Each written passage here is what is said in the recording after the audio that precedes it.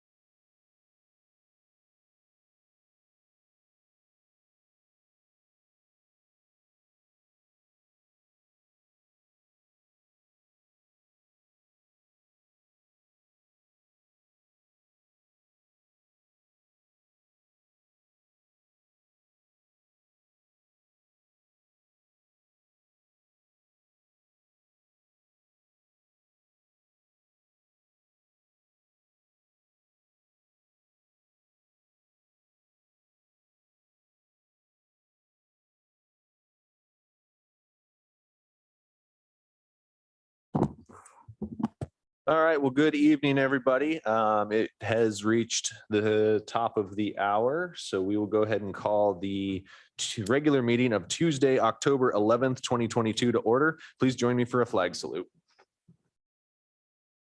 I pledge allegiance to the flag of the United States of America and to the republic for which it stands, one nation, under God, indivisible, with liberty and justice for all.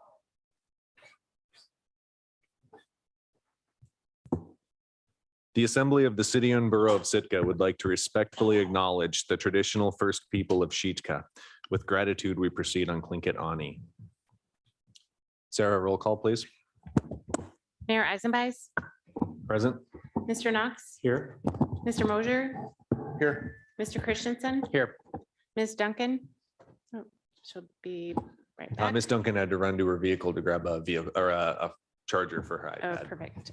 Ms. Himshoot Here. and Mr. Miller. Here. Thank you. Are there any correspondence or agenda changes this evening? Mr. Mayor, I was not sure with item J, can that be postponed until the next meeting? And would that be an agenda change then? Let me look at item J, postponed till the next meeting. It does say in code that we will appoint those positions at this meeting. Okay. Brian, I don't think we have any leeway on that, do we? Okay, thank you. You're welcome. Any other correspondence or agenda changes? Crystal, we were just at correspondence agenda changes if you had any. Okay, thank you. Moving on to ceremonial matters. Reading of a proclamation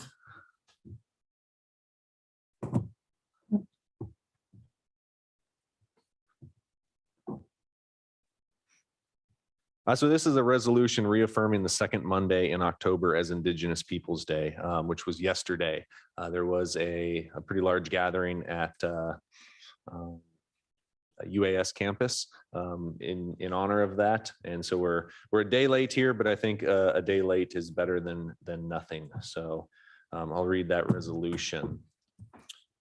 Whereas the city and borough of Sitka recognizes that the indigenous people of the lands that would later become known as the Americas have occupied these lands since time immemorial. And whereas the city recognizes the fact that Sitka is built upon the homelands and villages of the Tlingit people who have occupied this land they called Sitka since time immemorial, and without whom the building of the city would not have been possible. And whereas the city values the many contributions made to our community through Indigenous people's knowledge, labor, technology, science, philosophy, arts, and the deep cultural contribution that has substantially shaped the character of the city and borough of Sitka.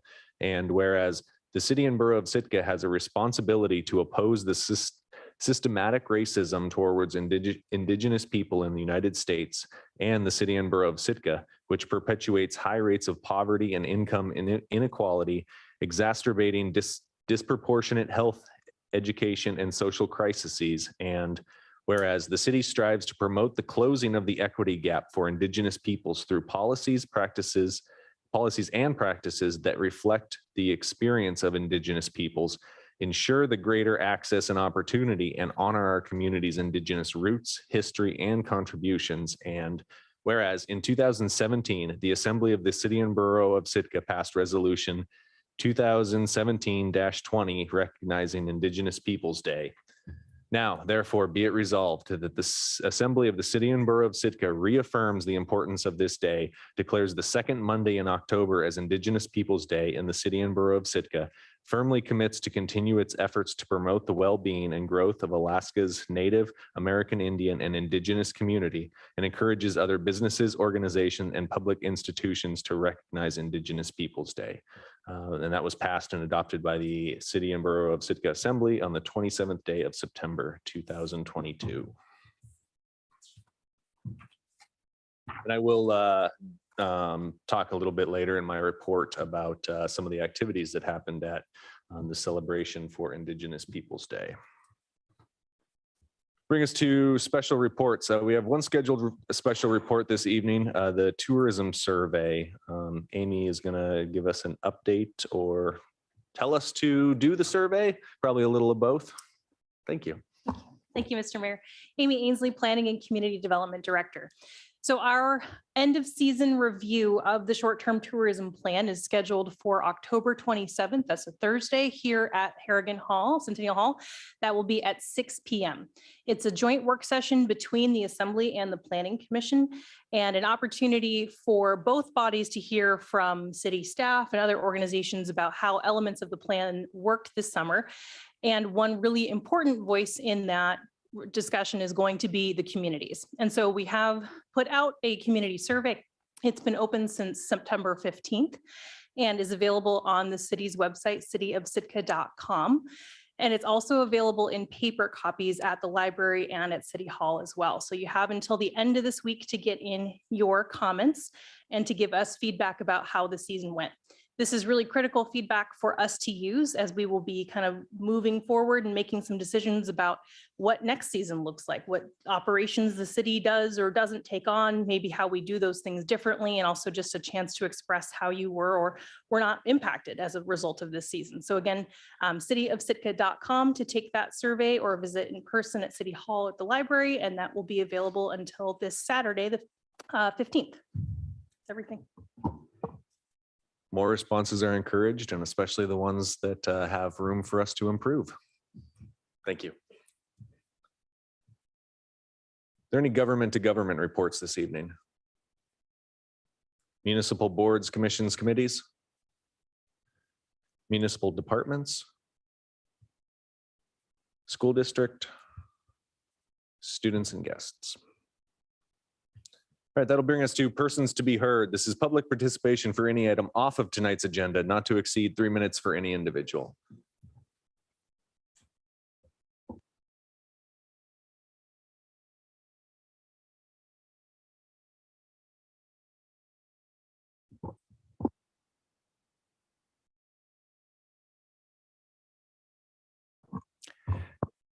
Good evening, Assembly. My name is Richard Wien, and I am very happy to see you all present here tonight. It's a nice night.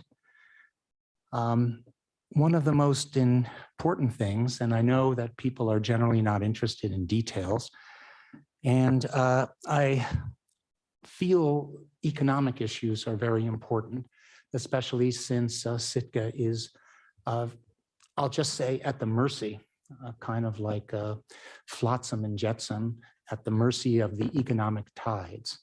And I feel that Sitka is economically tone deaf based on lots of things that I've been seeing going on and how we are proceeding. And it's important that as we move forward, we take a look at things realistically. I am indeed a realist. So I'll start off with a Sitka economic fun fact.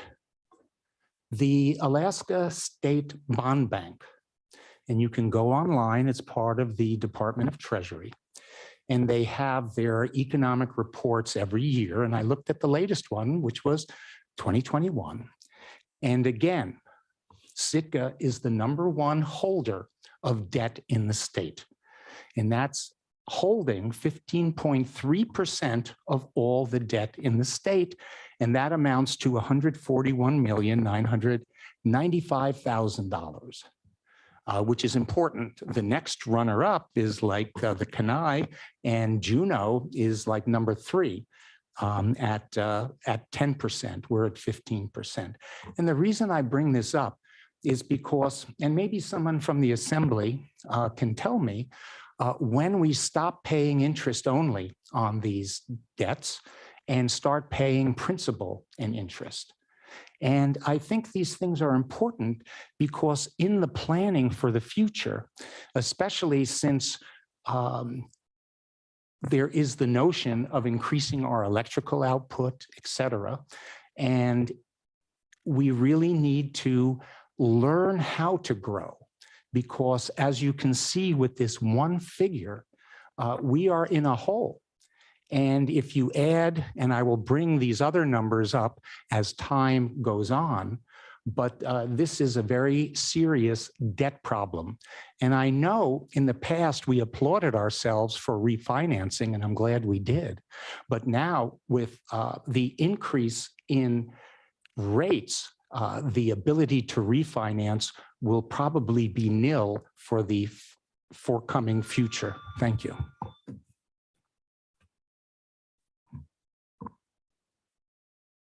Is there anyone else to address the Assembly this evening on items off of the agenda?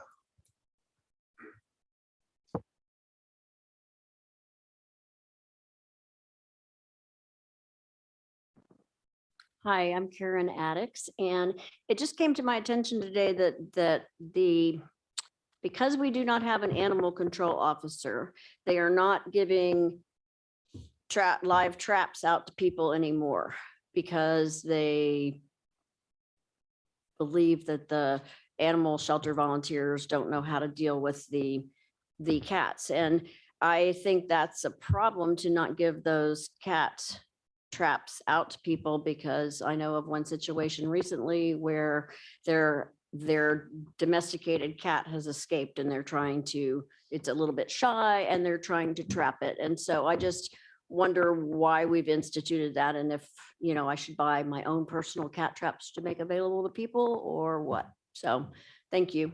I know the animal control officer position has been open for quite a while, but anyway, I find it concerning. Thank you.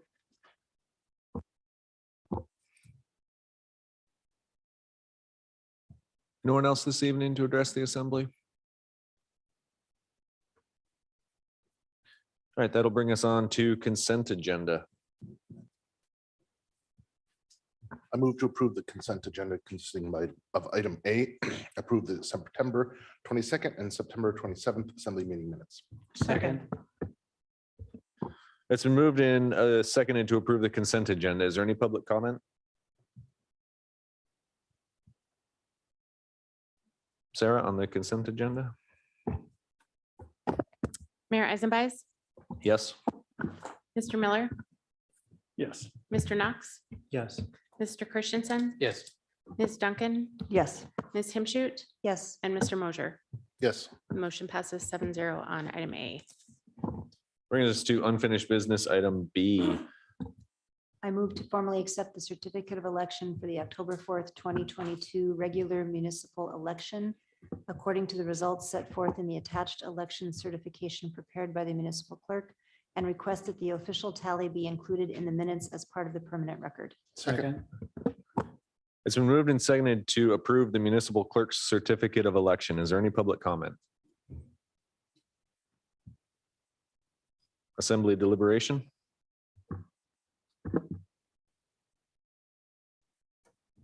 Sarah? Mr. Knox, Yes. Mayor Eisenbeiß, Yes. Ms. Himshoot, Yes. Mr. Mosher, Yes. Mr. Miller, Yes. Mr. Christensen, Yes. and Ms. Duncan. Yes. The motion passes 7-0 on item B. Well, I'm sure for Mr. Knox, that couldn't come fast enough, but Kevin, we do want to thank you for your service, serving as an assembly member over the last, you had 2 terms, didn't you? 6 years. I know you as well have a child at home and a family that I'm sure will garner a bunch more of your time now. If anything, you'll be confused and looking for things to do on Tuesdays. So if anybody has yard work or anything like that to do, Mr. Knox now has every other Tuesday available, and I'm sure he'd be happy to come over. But we do have a service award here for you. Unfortunately, you have to buy your own frame. I don't know where you're going to do that anymore, as Ben Franklin doesn't have frames, but a service award is hereby appointed to Kevin Knox. On behalf of the citizens of Sitka, we hereby express our sincere appreciation to Kevin Knox for his diligence, dedication, and community service during his tenure as an assembly member, serving the city and borough of Sitka from 2016 to 2022. The only thing I'd like to add in there is thank you for serving as my deputy mayor as well. There were multiple times where you had to take over for me, and not only that, but a confidant when I had questions as well, and I could trust your opinions and knowledge as well. So I appreciate you serving in that role as the time went on there. So thank you. I appreciate it.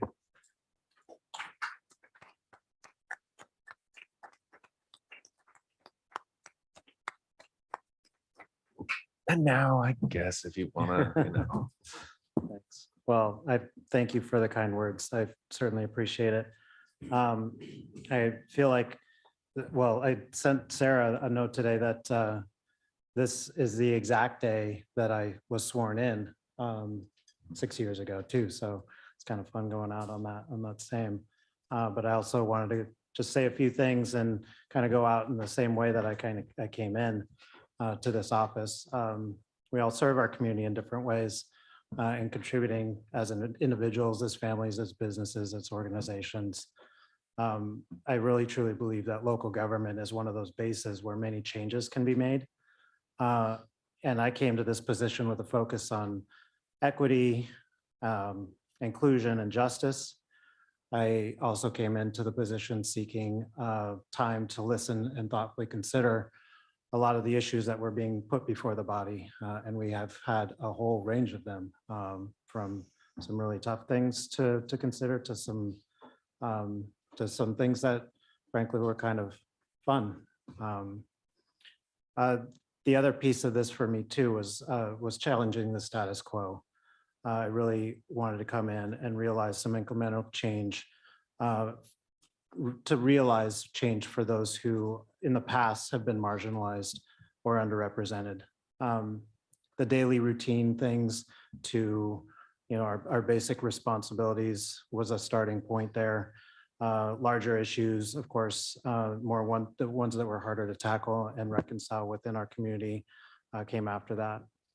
I will continue to look to this body and to other community leaders to continue with a lot of that change to address inequity, just representation and inclusion throughout our community. As you can see later in the agenda, I'm I'm not done with my public service, and I really look forward to that opportunity. And I'm grateful that I do have that opportunity to continue. I feel like this end here tonight is a little bittersweet. It has been a very challenging job, but a very rewarding one too. And I thank everybody for the opportunity for giving me the opportunity to be up here. I will miss it quite a bit, and I'll miss the people. And with that, I wanted to say a thank you to a few. This, first off, the boards, the commissions, the committees within the city of Sitka, those that serve on those boards and committees, you do some great work. The advice you provide this body is very valuable. And the other part of that is the purpose around the public discourse that has to happen.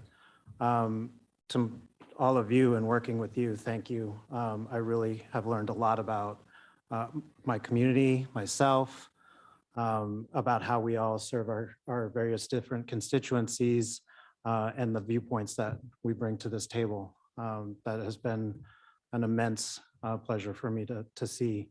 And I feel like I've really grown from that. I also like to thank all of your families because I know that it is a stretch for some. I'd like to thank the city staff. This job up here is not possible without being able to collaborate with staff and gain from their expertise. From code changes to budget revisions or just considerations of the budget to delivering a message to our community for whatever it may be. And then also all the work that they do to advocate for our community within and then beyond our borders of governance. Their work is beyond reproach, frankly. I mean, it's just amazing what comes out of City Hall. The last piece of this that I really want to thank is the community. Walking around in Sitka, in a grocery store, downtown, wherever you're at, having people approach you, the courage that people have to engage in this process, but then also just the fact that almost everybody that I've ever interacted with in my 6 years has been very humble about it and apologetic when they approach. And I didn't ever feel like coming into this job that I shouldn't be accessible. And I really encourage anybody that once you have a passion or an idea or anything like that, approach any one of these people. They're just as approachable and want to hear from everybody because that's part of the job. It really is, and we all know it. But I wish everybody well here at the next body, future assemblies. The work that we have and the deliberations and the service to our community is obviously important, but it is very rewarding. And I encourage people to step into it in whatever way they feel is the best way. But you all have my respect. Thank you. And thank you.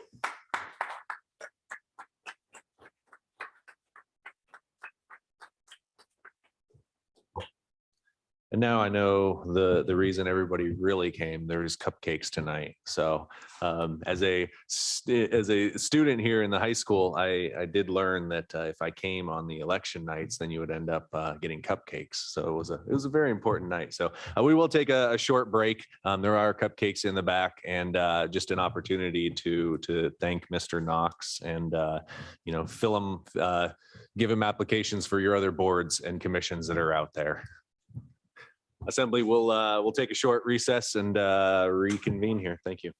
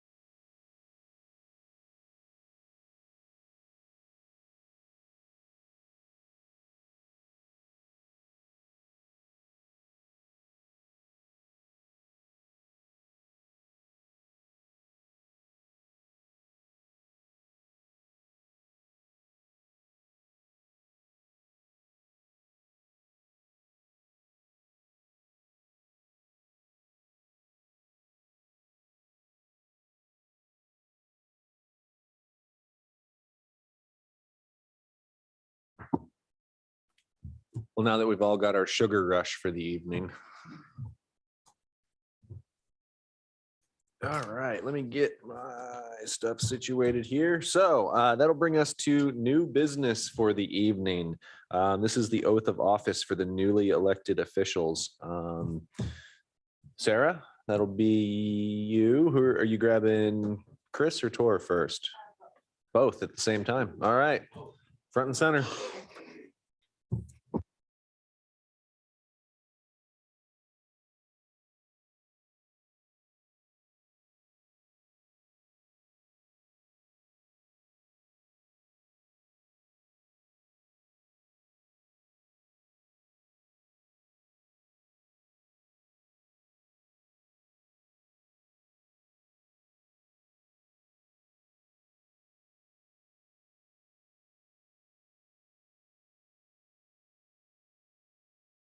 Can you hear me? Yes.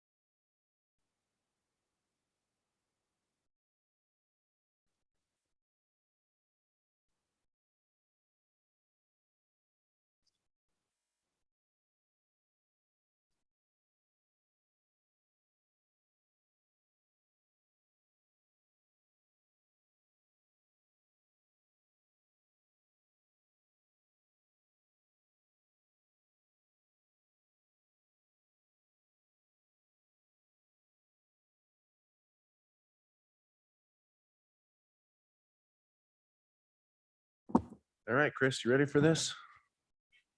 We're going. That'll bring us to item E this evening. I move to approve the 2022 through 2025 collective bargaining agreement between the City and Borough of Sitka and the Public Safety Employees Association. Second. It's been moved and seconded. We do have Kimberly Garrity online to introduce the item. Actually, Sarah, I didn't check with you. We do have her online. Perfect. She will introduce the item, and then we'll have an opportunity for public comment followed by assembly deliberation on the item. Kimberly, are you online?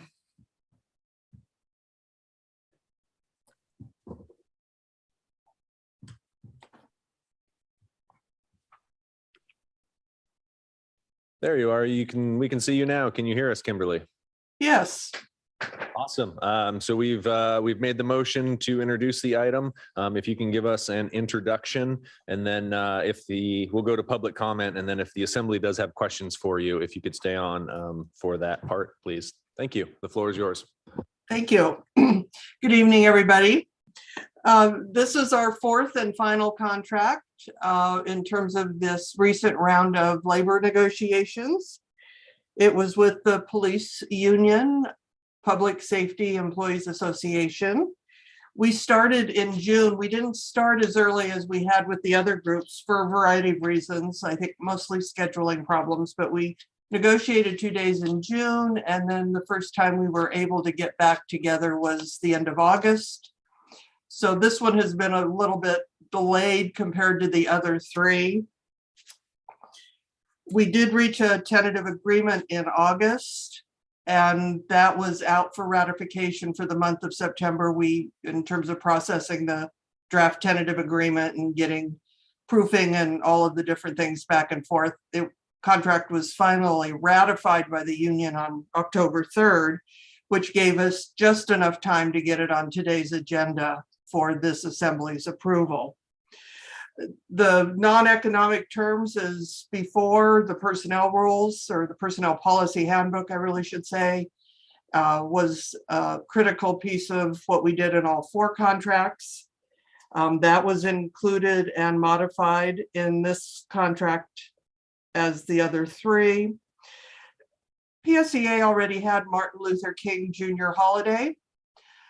So what we ended up doing, because they did not have any floating holidays, is we did some movement around. So holidays were the same number as the other groups.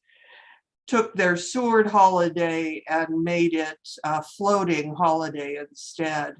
They currently have a PTO plan, a paid time off plan, personal leave plan, different words are used, instead of a vacation and sick leave plan. PSEA now has some floating holiday time off that they are able to use for during a 12-month period, which gave them a benefit, but also then kept us in line with the other groups in terms of the number of actual holidays. Other things, we adjusted some uniform language, we adjusted holiday language, which I didn't mention in the memo, but we did some operational things there to make holiday pay more efficient at the police department. We worked to increase accrual for PTO. They couldn't use their PTO during their probationary period, which is pretty standard for vacation time, but not for sick time.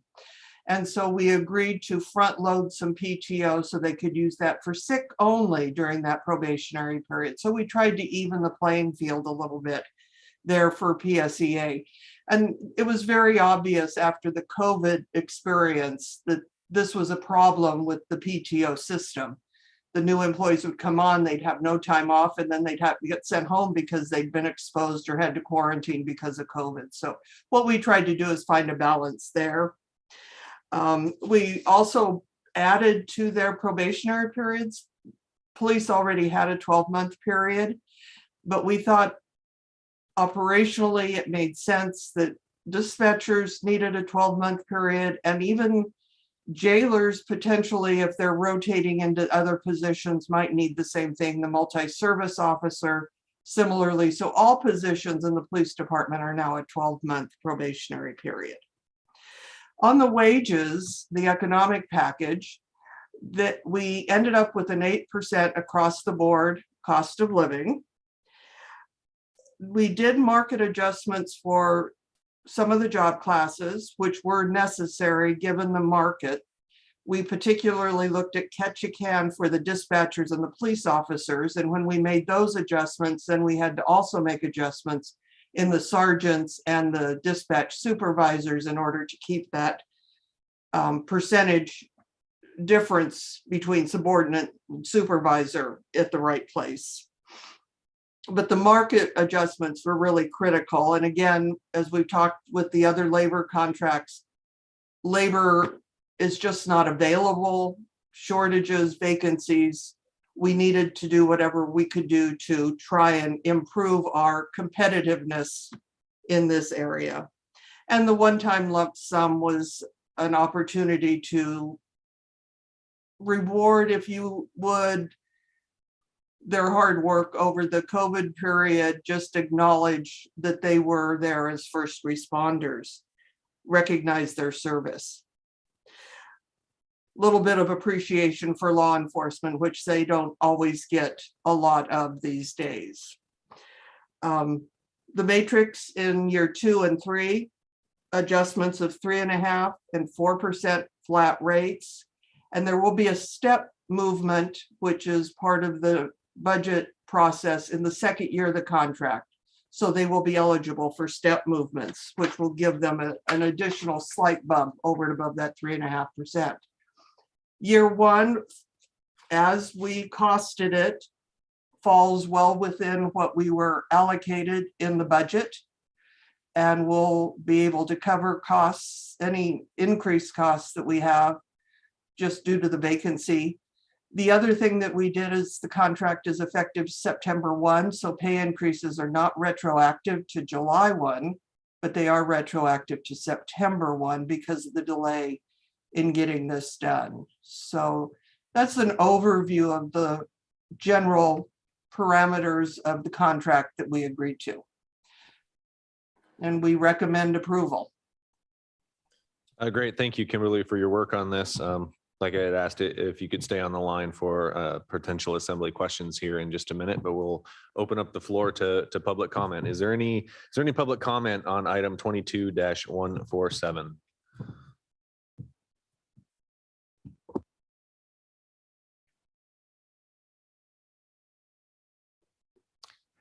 Good evening, Assembly. This is Richard Weem. There are 3 jobs of a municipality: education, infrastructure, and public safety. Public safety is a very difficult thing to do in any circumstance, but for reasons which may be real or imagined, it's difficult to get people to stay here in Sitka. And we certainly do need to be competitive. One of the things that I would like to highlight, since I do like, to talk about cost, is that this will cost $508,000 over the 3 years of the contract, and maybe Ms. Garrity can confirm or deny that. And it's important to know that in FY 22-23, it's 11.3% or $283,000. In 23-24, it's 4.75%, $110,000. And in 24-25, it's 4% or $115,000. The question is that going to be enough for retention? And really exploring the issues as to why there is movement within the department. I invite everybody, and I hope everybody sitting at the table has read Chief Beatty's excellent October public safety report, which indicates the issues related to vacancies. And I really think that public safety needs to be supported. However, the notion becomes, I hope that we as a city can continue to earn the funds in order to fund competitiveness. So the bottom line is, I wish them well. If there are any assembly people out there, instead of a board of commission, consider a position as jailer, because I think that would be a great help to our city. Bottom line, again, is want to thank the police force. I know it's a difficult thing, and thank you very much.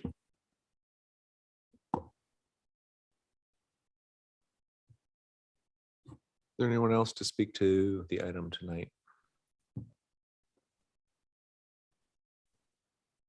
Seeing none, we'll bring it back to the assembly for deliberation. Just in the entrance of Ms. Garrity's time, if we had questions for her first, that would be appreciated. If not, we can jump right into it. Any deliberation, Kevin?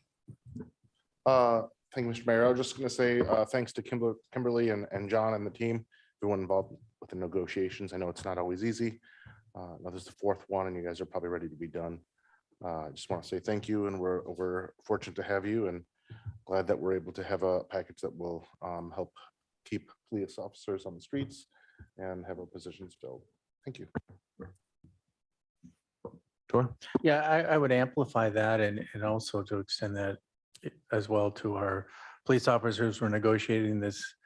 Actually, this whole process has been, I'm sure that we're seeing, there were some conflicts in the meetings, but we're sure not seeing that. And I'm seeing people pull the same direction. And I appreciate that. And I think those people of Sitka appreciate that. So continuity is good. And I appreciate how smooth it went. I know that it took everybody to do that. So thank you.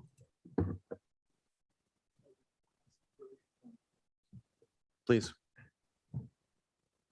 Hi, Kimberly. Hello. I think, over the years, I worked with Kimberly many times. And it was always a pleasure to work with her. It wasn't always the easiest thing. We didn't always see eye to eye on things, but we always worked it out. And I always thought that was a great thing, how that worked. I'll tell you, where I spent 5 years, I always like to say I spent 5 years in jail in my younger life. And working in the jail was a great job for me. I enjoyed it. I mean, people always say, how can you enjoy that? I was there just to take care of people. And that's what I did. I don't care what you did. I don't care any of that stuff. But I'll tell you right now, we have a great police force. When the officers are called, they're there, they're polite, they're respectful to people that I see and in the situations I've been in with them. And it's great. We've always had some great guys working there, but I think we've got some young guys. They're from Sitka, a number of them, and I think that's a great thing. Right now, we're short, I guess, a few dispatchers. I see their uniform changed a little bit. I can see Dave Nelson back there with his flowered shirt on. So I think the uniform's changed, and I guess dispatchers are going to be short a little bit too. But man, if there's anybody really looking for a great job and you really want to help your community, the police department's a great way to go about it. The tough thing is you work shift work, but if you can get used to that, it's a great thing to do. And I recommend it for everybody. And Kimberly, I thank you. And I thank all the police department for all that you do and making this a seamless thing on down the line. Thanks. Well, between the two of us, we've spent 8 years in jail then. Crystal? Yeah, I just always like to disclose that I have a nephew who works within the Sitka Police Department, so this is not directly affecting him, whereas it did for Health Needs and Human Services, but I just wanted to put that out there.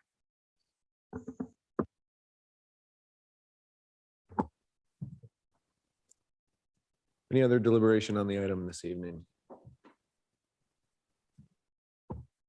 Thank you, Kimberly, for your participation this evening. Sarah, for the vote. On the motion to approve the 2022 to 2025 Public Safety Employees Association Collective Bargaining Agreement, Mayor Eisenbeis, Yes. Mr. Miller, Yes. Mr. Christensen, Yes. Ms. Himshoot, Yes. Mr. Yestad, Yes. Ms. Duncan, Yes. and Mr. Mosier. Yes. The motion passes 7-0 on item E. Thank you. That'll bring us to item F. I move to appoint Kevin Knox to a 3-year term on the Parks and Recreation Committee. Second. It's been moved and seconded to appoint Kevin Knox to the Parks and Rec Committee. Is there any public comment? Assembly deliberation? Tor? Who is this guy? No, I was gonna say it's admirable to have Kevin jump right back in. Kevin? Just say, he clearly, it must be near and dear to his heart because he's been a liaison with those folks for quite a long time on and off. So it's good. Grateful. Sarah, on the appointment. Okay, on the motion to appoint Mr. Knox to a 3-year term on the Parks and Recreation Committee, Mr. Yestad, Yes. Ms. Duncan, Yes. Mayor Eisenbeis, Yes. Mr. Christensen, Yes. Ms. Himshoot, Yes. Mr. Mosier, Yes. and Mr. Miller. Yes. Motion passes 7-0 on item F. All right, our next item, item G, is appointing members to the Sustainability Commission. This is a 7-member commission, and fortunately, we did receive 9 applications to go through and select from. I always appreciate when there's a lot of public interest on our boards, committees, and commissions. So tonight, the Assembly will have an opportunity to discuss the Sustainability Commission and its makeup. Then a motion would be appropriate to nominate members, and then we will vote after that on who each individual member would put on there. After that, it'll be tallied up for the top 7 who would then be appointed to the Sustainability Commission. So Stephen, before we get the motion, should I go ahead and do? yeah, please. This would be an opportune time. Yeah, so as you look at that list, you can see my brother's on there. Well, it's strange for me, but I don't have any, there's no financial interest there. So, but I will kind of bow to the will of the body as far as if you think I should be voting on this or not. I'd say it's a little weird. It's strange if I vote for him, and it's strange if I don't. So I'm willing to vote for him and take the consequences later, or if you decide that it's not appropriate, I would not argue with you. So. Thank you. I do think that, the financial substantial interest is, the main disqualifier here. Do you have any financial interest in Mr. Christensen being appointed to a committee? No, not financial. Brian, am I correct in that assumption that a relationship like this is not a disqualifier? It's not a disqualifier under the significant financial circumstances, but it could be a disqualifying bias if, Tor Christensen needs to state whether or not he can be fair and impartial in making this vote. If he can attest that to this body, then and you accept him, then he can go forward and vote on it with his brother on this. Great, thank you. Tor, do you believe that you can be unbiased in this, in these proceedings? I think so. I mean, obviously I know him better than everybody else on that list. So it's that will affect a little bit how I know about it, but I also don't think it would, be overwhelming. Okay, so you've indicated that you can be unbiased. I'm going to rule that you can participate in these discussions. If you find yourself becoming biased throughout these proceedings, if you'll please let me know and we can recuse you at that point. If the body disagrees, they are able to override that decision, however. So, yes, please. I had questions for a couple of the applicants. Is there a time when we can ask them questions if they're in the room? I didn't quite understand in the process.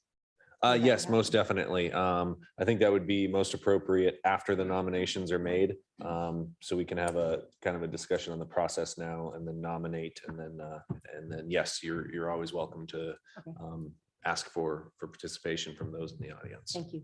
Thank you. So, Mr. Mayor, one more process question.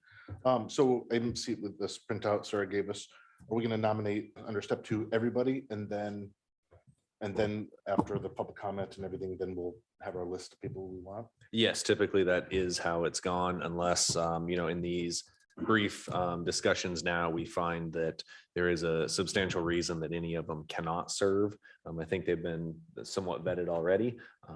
But yes, that is typically the process. Anything else from the assembly before nominations?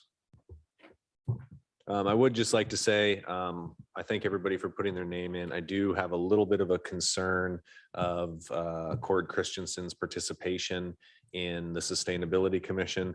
And it's not that I don't believe he brings a basis of knowledge. It's that I believe there may be the potential for conflicts of interest in the future. To what degree, I don't know. However, one would assume that the Sustainability Commission is going to look at our electrical generation and transmission abilities.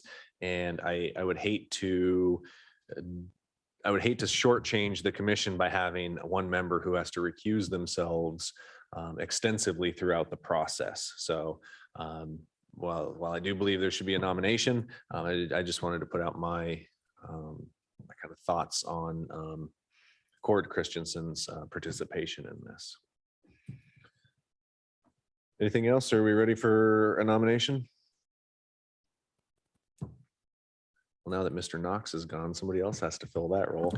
I nominate Elizabeth Bagley, Kent Barkow, Angela Bowers, Cord Christensen, Eric DeJong, Katie Riley, Aurora Taylor, Kara Voisin, and Fernanda Zamoglio. Second. It's been moved and seconded to appoint those 9 names to nominate the 9 names for a vote for the Sustainability Commission. Is there any public comment?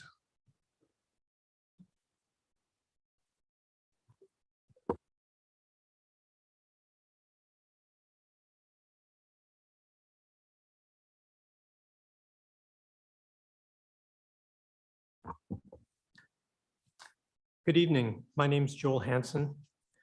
I don't personally know all the applicants, but I do know several. And like you, I've read through all the application materials, made some general inquiries, and put together a list of who I'd like to see on the commission. But before sharing that with you, I want to express my support for one person in particular, Mr. Kent Barkow, who served on the Climate Action Task Force. For the first 6 months of task force meetings, I was about as actively involved as a non-task force member could be, attending all meetings and frequently using public comment opportunities to share my thoughts. I periodically sent email communications to the body and provided them with links to various academic papers and other resources.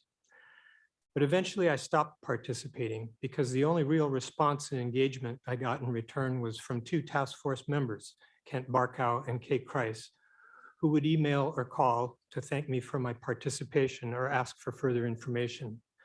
Ms. Kreis eventually resigned from the task force for reasons that are hers, not mine to relate, though I will say that leadership issues was behind her decision. Mr. Barkow, on the other hand, continued to serve and continued to be very generous with his time in keeping me informed on proceedings. One of the reasons I'm looking forward to seeing how this commission conducts its work is because it will be operating under different mandate than the one the task force was given.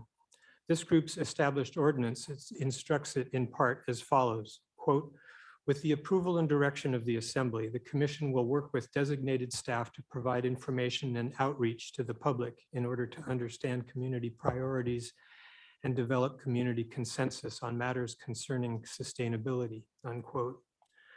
I hope and trust that this mandate to conduct outreach will be an important part of the Commission's work going forward, and I'm confident that Mr. Barkow at least is well suited to the task. So with that, I respectfully urge you to consider appointing the following 7 individuals: Kent Barkow, Angela Bowers, Cord Christensen, Eric DeJong, Aurora Taylor, Carol Voisin, and Fernanda Zamoglio. And with my remaining time, let me add that if you're concerned about Mr. DeJong's ability to serve effectively on the commission due to his seasonal work commitments out of town, I would remind you that the Local Emergency Planning Committee, on which I serve, has a large roster, but still finds it hard to make quorum during summer times, sometimes. And as a result, has adopted the practice of suspending meetings during June, July, and August.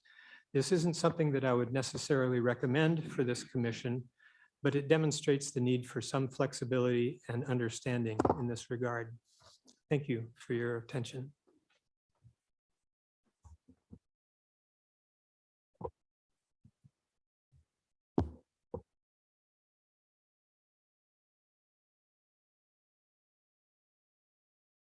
Good evening, Katie Riley. I'm a former member of the Climate Action Task Force, and I'm really excited for you guys to take this up tonight. I just wanted to make a suggestion that if it is decided that it's inappropriate for a city employee to serve on this commission for any way, shape, or form, I'd like to thank Mr. Christensen for coming forward and applying for this. I think he's been a really helpful source of information and collaboration within the electric department, and really appreciate him volunteering his time to further those efforts. So If it's decided that like serving on the commission is inappropriate in that capacity, I would encourage the assembly to consider appointing like an ex officio seat that does not have voting power, but is still able to participate in those meetings and contribute a lot of valuable information, because I really appreciate working with him. So thank you.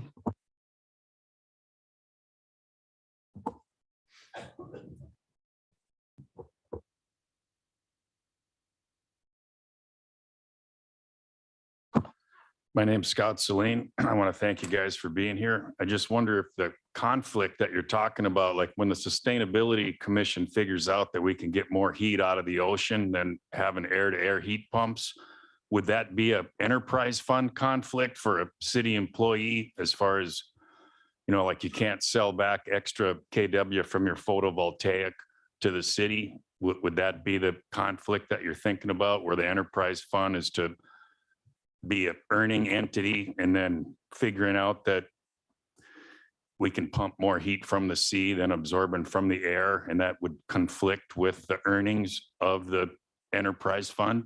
Thank you.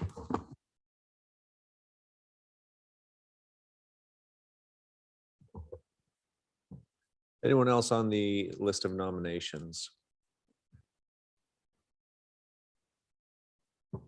All right, back to the assembly. If there's any further discussion.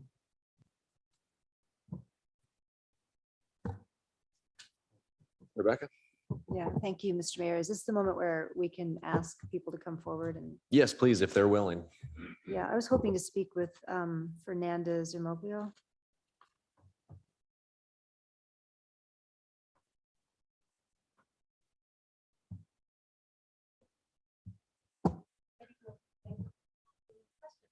Yeah, you can. Press Underneath on press the very button. bottom, there's a button, and if you could just state your name for the record. Technology. Good evening. My name is Fernanda Zermoglio. It's a pleasure to be here with you this evening. Thank you. Thanks for telling me how to say your name. I appreciate that. I'm just curious, you've only been in Sitka for 10 months, and are you able to work remotely? What is, I'll just be frank, what's your commitment to Sitka? How long do you intend to be here? Ms. Imtru, and I hope I pronounced your name correctly. I think it's a very fair question. I think it's important to say that our journey to Sitka has been a long time in coming. We were here around 12 years ago, met some really amazing people, and have taken 12 years to come back to what we believe is home. I'm here with my family, my son, who is 10, absolutely loving the school system, my husband, our 2 dogs, and our 2 cats, and we are committed to being here. However, I think your question is fair, a fair one. The level of commitment what one has to a community really does translate into how engaged one needs to be, or one wishes to be. And I think that my application to be part of this commission demonstrates my commitment to really be part of this community, to engage in the sustainability process and the journey, to not only guarantee the needs of today are met, but to really look at the future generations and the generation of my son and his future into in the sustainability space. So I think that that's a really important question. Thanks so much. Thank you. I appreciate you answering the question. Thank you. Rebecca, the floor is still yours if you have anything further.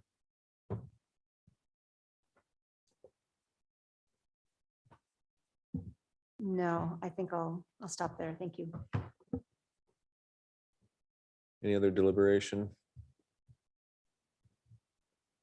So, Crystal? Okay, before we get there, I need to suss out something within the assembly, and it goes to where we establish the commission. In reviewing the applications, how are we supposed to identify that we have at least one individual, or I know this is what we're striving for, but does the application lend to that? Or are they supposed to deliberately tell us? Because I don't know based off of this, whether or not we met the criteria of what we were hoping to have at least 2 as outlined. So I wanted to ask that first. That is a discussion that I had at, when we were looking at making this agenda, and it is a little bit difficult to make sure that we do meet all of the asks that were within the commission, because there is not any slot on here that says, are you an individual of Alaska Native heritage? And that is one of the asks of forming the commission. It does say that it shall have 7 members, and to the extent deemed advisable by the assembly and possible from the applicants. So it doesn't prevent us from, but I agree with you, it is very hard to make sure that we fill all of those roles with the information received.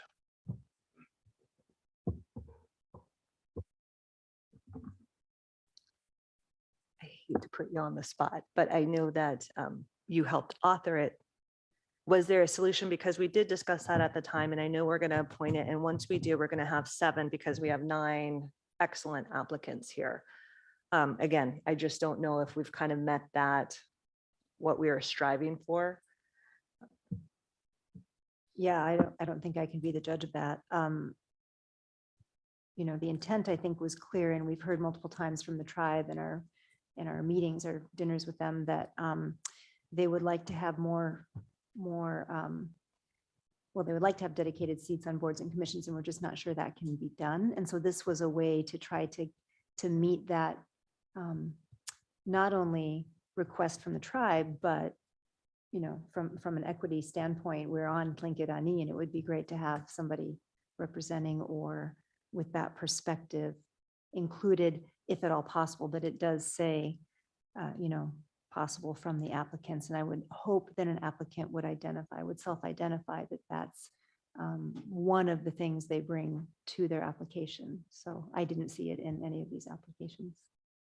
So it may not be there, but I don't think that stops our process because it says to the extent possible.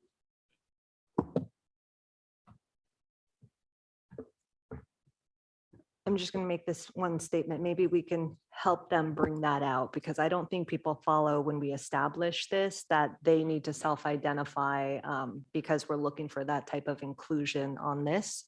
So it was hard to go through this and say, I'm not sure if we've met that. And again, I know that we're striving for diversity and we're trying to be more inclusive of the community. So that was the main thing that stood out. With regards to Stephen's comments, I also had the concern when I went to the establishment and we said it was goal number 1, and I know they're not listed in order, but it was fossil energy use reduction, development of local renewable energy sources. The electric department feels like that would lend itself to that conversation. So the fact that Cord is employed within the city and borough of Sitka was concerning. And then the only other thing that I had was the fact that it does say that it will meet monthly year round. It doesn't have that language about taking summers off. So seeing one applicant kind of disclose, and I appreciate that they did, that they may not be available in the summertime. I have experienced quorum issues within health needs and human services. They weren't able to meet last month. And then the Sitka Borough Task Force, that's another issue, especially in the summertime. So those are the red flags that stood out for me. Yeah. Or not red flags, considerations. Sure. Yeah, I think we've got some more of the applicants in the audience, so I guess I'd like, if possible, one last call out for people to come up and speak as to why they want to be on the commission. I'm honestly have no idea how I'm going to get this down.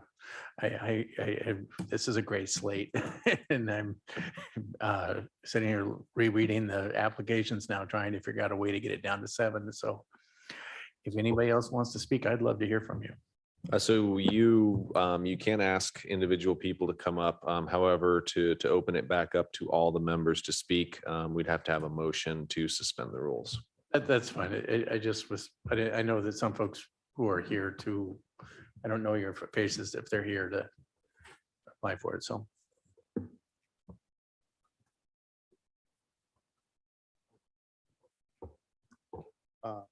So as far as Cord is concerned, say he was not selected, would he be able to come to the meetings, like offer his expertise.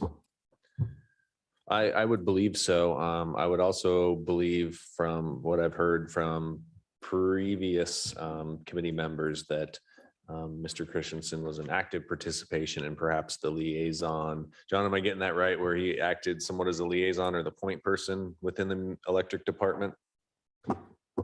Not appointed to act as liaison, but attended the meetings very regularly. And do we intend, I have a feeling that this commission or this commission's work will extensively involve the electric department. Do we have the intent of having a go-to first line person within the department? I don't know if that's been hashed out already.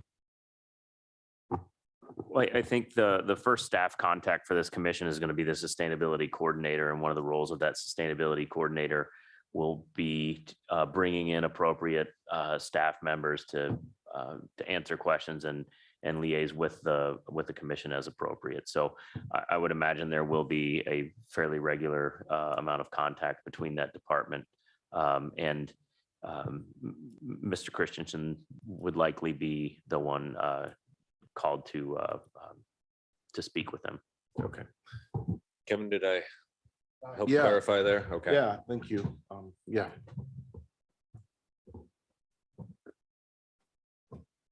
Anything further on the nominations? Sarah, if you're ready, we can throw out who we will be voting for. All right, so I'll call each member's name, and then if you'll list your 7 applicants, please. Mayor Eisenbeis, Bagley, Barkow, Bowers, DeJong, Riley, Taylor, Zermoglio. okay, Mr. Christensen,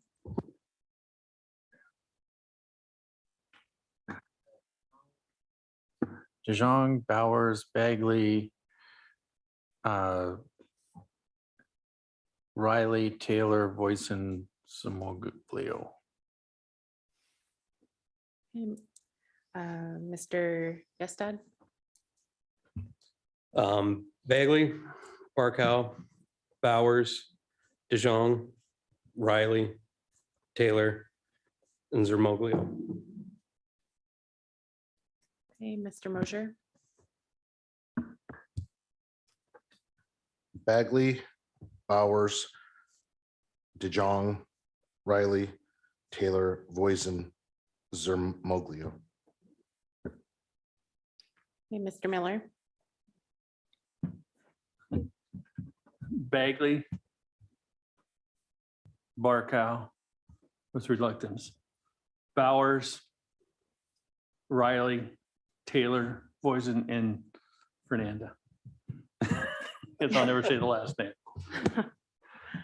Ms. Duncan, Bagley, Barkow, Bowers, Riley, Taylor, Voisin, Zermoglio.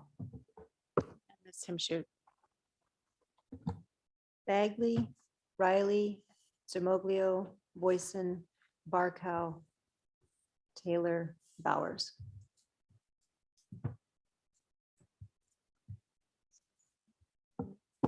We'll pause briefly while Sarah tallies up those votes.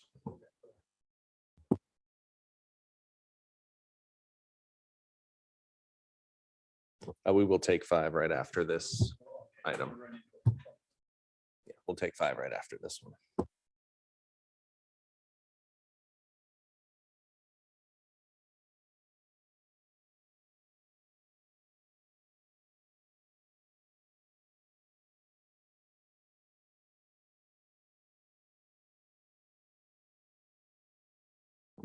okay.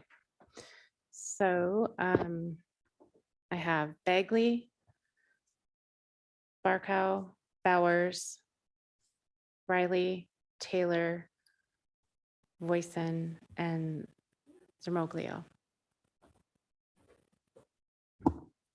Great. Thank you to not only the applicants nominated, but thank you to everyone who put in an application. I think the strength of applications was very immense in this issue. And I think that's why the assembly had a little bit of a difficult time nominating. So thank you to those who will be our initial commission members.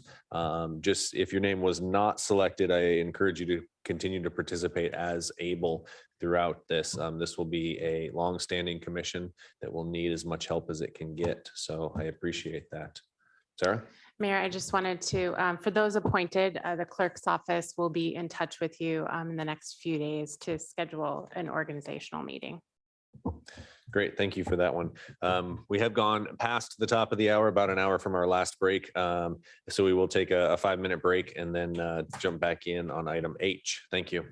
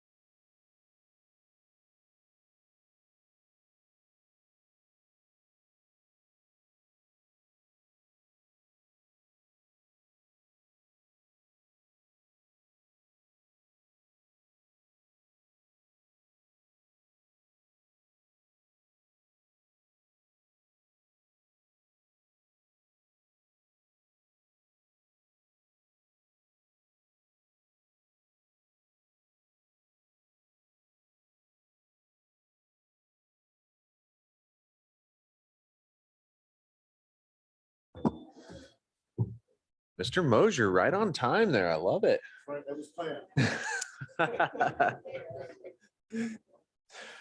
And we will get going in just a minute here.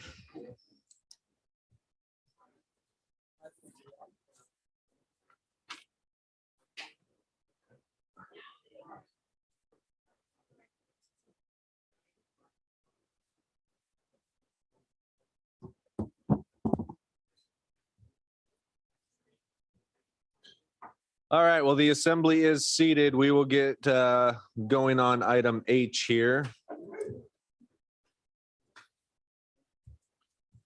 So item H is a board of adjustment. If we could have a motion to convene as board of adjustment, and then we'll go through a couple procedural things here.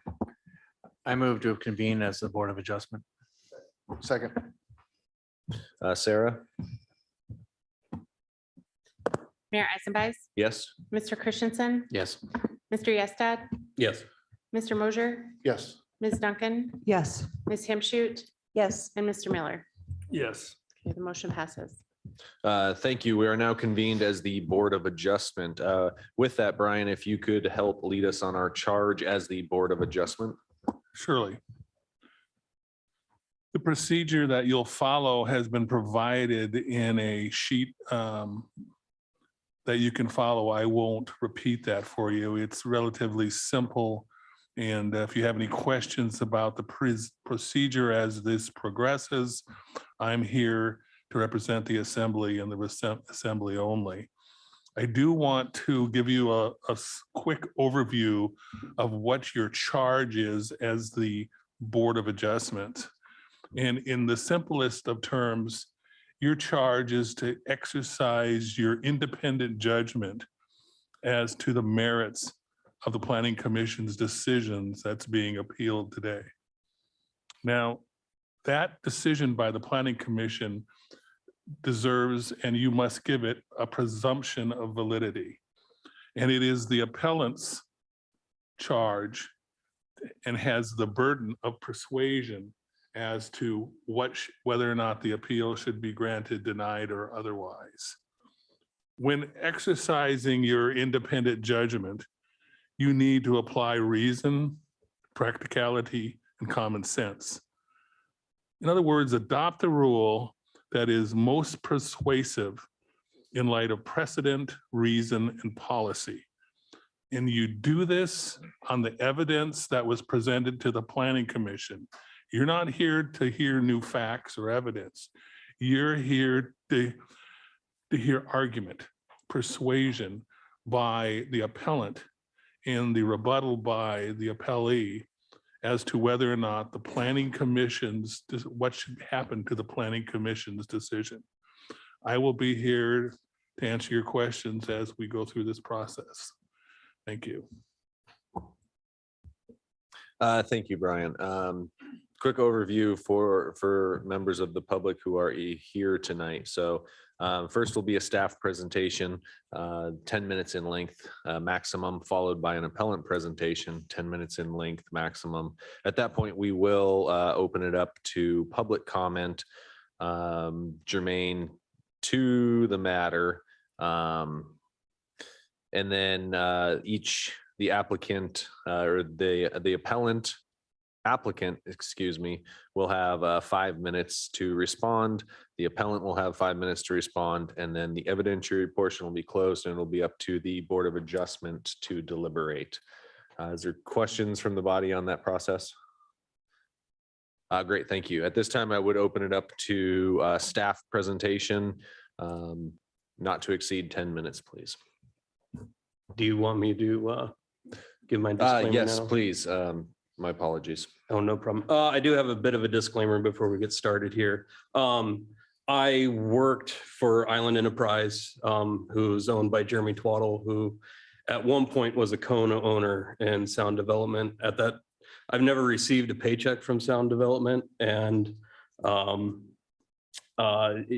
Jeremy's no longer a part of it. And it's been a few years even since I've worked for Jeremy, but I just wanted to put that out there and see how everyone feels. Great. I thank you for the openness. Do you feel that you have any bias towards one party or another on this issue? I don't think so. Jeremy's no longer involved. I don't really know Mr. Fleming really at all. So I think for this case, I feel pretty unbiased about it. Great, thank you. If at any time throughout these proceedings that opinion changes, if you'll please let me know. But at this time, I will rule that you can participate in these deliberations. Thank you for the disclosure. Stephen? Just Crystal? want to make sure questions from us can happen during A, B, and C, and then I just Brian, remember this I do not last time remember around. that process. I Yeah. believe staff presentation. Yes, never mind. You are correct. Thank you. Okay. Amy, please, the floor is yours. Thank you, Mr. Mayor. Amy Ainsley, Planning and Community Development Director. So I am in a quite unique situation as I present to you as staff on this case, given that the staff recommendation for this particular application was denial, given that the Planning Commission's decision was split, and given that the appellant is the municipal administrator. And so I have a couple of hats to wear tonight. I have the hat of the Planning and Community Development Director and the individual charged with overseeing the subdivision code. And so I am here to help answer any questions that you have about the specifics of the case, the platting history, and what the basis of the staff recommendation was. However, what I'm going to focus most of this presentation on is my other hat, which is representing the majority decision that was made by the Planning Commission. I will do my very best to differentiate when I am speaking with one hat on versus the other. If at any time you are confused by those, please ask questions, and I will do my best to clarify what those roles are. So in terms of some overall background, the appeal tonight is of variance 22-15, which was a request for a platting variance related to a subdivision of 300 Kramer Avenue. The applicant was Todd Fleming, and the owner of record is Sound Development LLC. The request is for a minor subdivision that will result in 4 lots. The platting variance, so this is a platting variance is a request to deviate from the subdivision code specifically, is all framed around the sewer connections that are planned for these lots, the resultant 3 of the resultant lots from the subdivision. Sitka General Code 21.40.030B states that no more than 4 lots shall be served by private utility easements. And it was requested to connect 3, again, of these resultant lots to a private utility, a private sewer line that was installed by another developer in the area, McTisher, for a series of minor subdivisions that he had previously completed in the area. 8 lots have been approved to connect to this system. Now with the new minor subdivision under a different developer, that would bring the total to 11. There are 2 requirements that have to be found in the case of granting a platting variance. Sitka General Code 21.48.010 states that a variance from the requirements of this title may only be granted if the Planning Commission finds that A, the granting of a platting variance will not be detrimental to the public safety or welfare or injurious to adjacent property. And B, that the tract to be subdivided is of such unusual size and shape or topographical conditions that the strict application and requirements of this title will result in undue and substantial hardship to the owner of the property. It is on those 2 bases that the appeal has been filed. On impacts to public safety, welfare, or impacts on adjacent property, the appellant has argued that the applicant did not meet their burden of proof, that there would not be detrimental or injurious impacts, that the granting of the variance would set a dangerous precedent, that marginalizes the intent of the subdivision code and circumvents our major subdivision process, and that there may be difficulties in terms of a large group of homeowners acting quickly to respond to catastrophic failures, which also may result on pressure on the municipality to complete repairs on behalf of those homeowners in the future. The majority rationale from the commissioners was that the commissioners had confidence in the construction of the utility line and felt that the concerns regarding the potentials for breaks or maintenance needs were minimal, and that they could be handled adequately by the private property owners. This was one of the main kind of driving points that the majority decision made in this case, was that as long as there were private agreements in place to oversee the maintenance of these lines, private property owners should be able to act together to maintain the line and respond to incidents if they occurred. On the precedence piece specifically, the majority believed that precedent had already been set in the area because of previous platting variances granted, and that future decisions could be evaluated on a case-by-case basis, taking into account a developer's expertise and track record.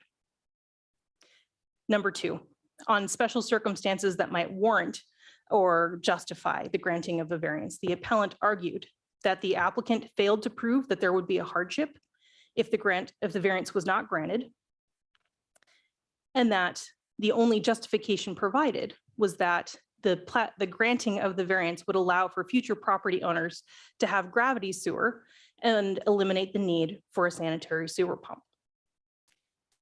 There were also one other argument made as well in terms of the appellant's case, is that 3 of the lots for which the variance was requested did not face the same special or circumstances or hardships for other lots in the area, given that 3 of these lots directly connected to a right of way. So they directly abut Kramer Avenue, which is a municipal road. And therefore a substantial hardship had not been proved. The majority rationale on this case in terms of special circumstances was that within the case during the hearing was that the applicant had stated that if the variance was granted, that they would install the gravity sewer line, but if denied, then future owners would be responsible for installing their own sewer pumps. And commissioners felt that this was sort of due reason because to grant the variance, because it would lessen the development burden on future property owners. If the current developer was willing to connect to the lots now using the gravity system that was nearby, that would then lessen that responsibility on future property owners, and therefore was, a reason or justification to consider granting the request and to create some flexibility here. The chair of the Planning Commission is also here this evening and is also available to answer any questions that you might have if you want to hear directly from one of the commission members about what the rationale was. But I'd just like to leave the remainder of my time open to answer any questions that you might have. Assembly questions of staff. Rebecca.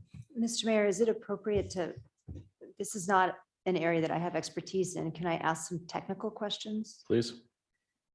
So I'm not sure I'm asking the right person, so please direct me otherwise if needed. What would because we're trying to, and Brian, if I'm off track here, I need to be redirected also.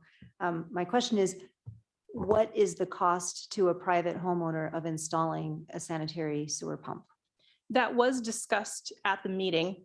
The installation cost alone was not discussed, but the cost of purchasing one was, and I want to say it was approximately maybe $2,000, I think $2,000 to $2,500 was the number cited during the meeting, but that's just for the cost of the pump alone, not necessarily the installation.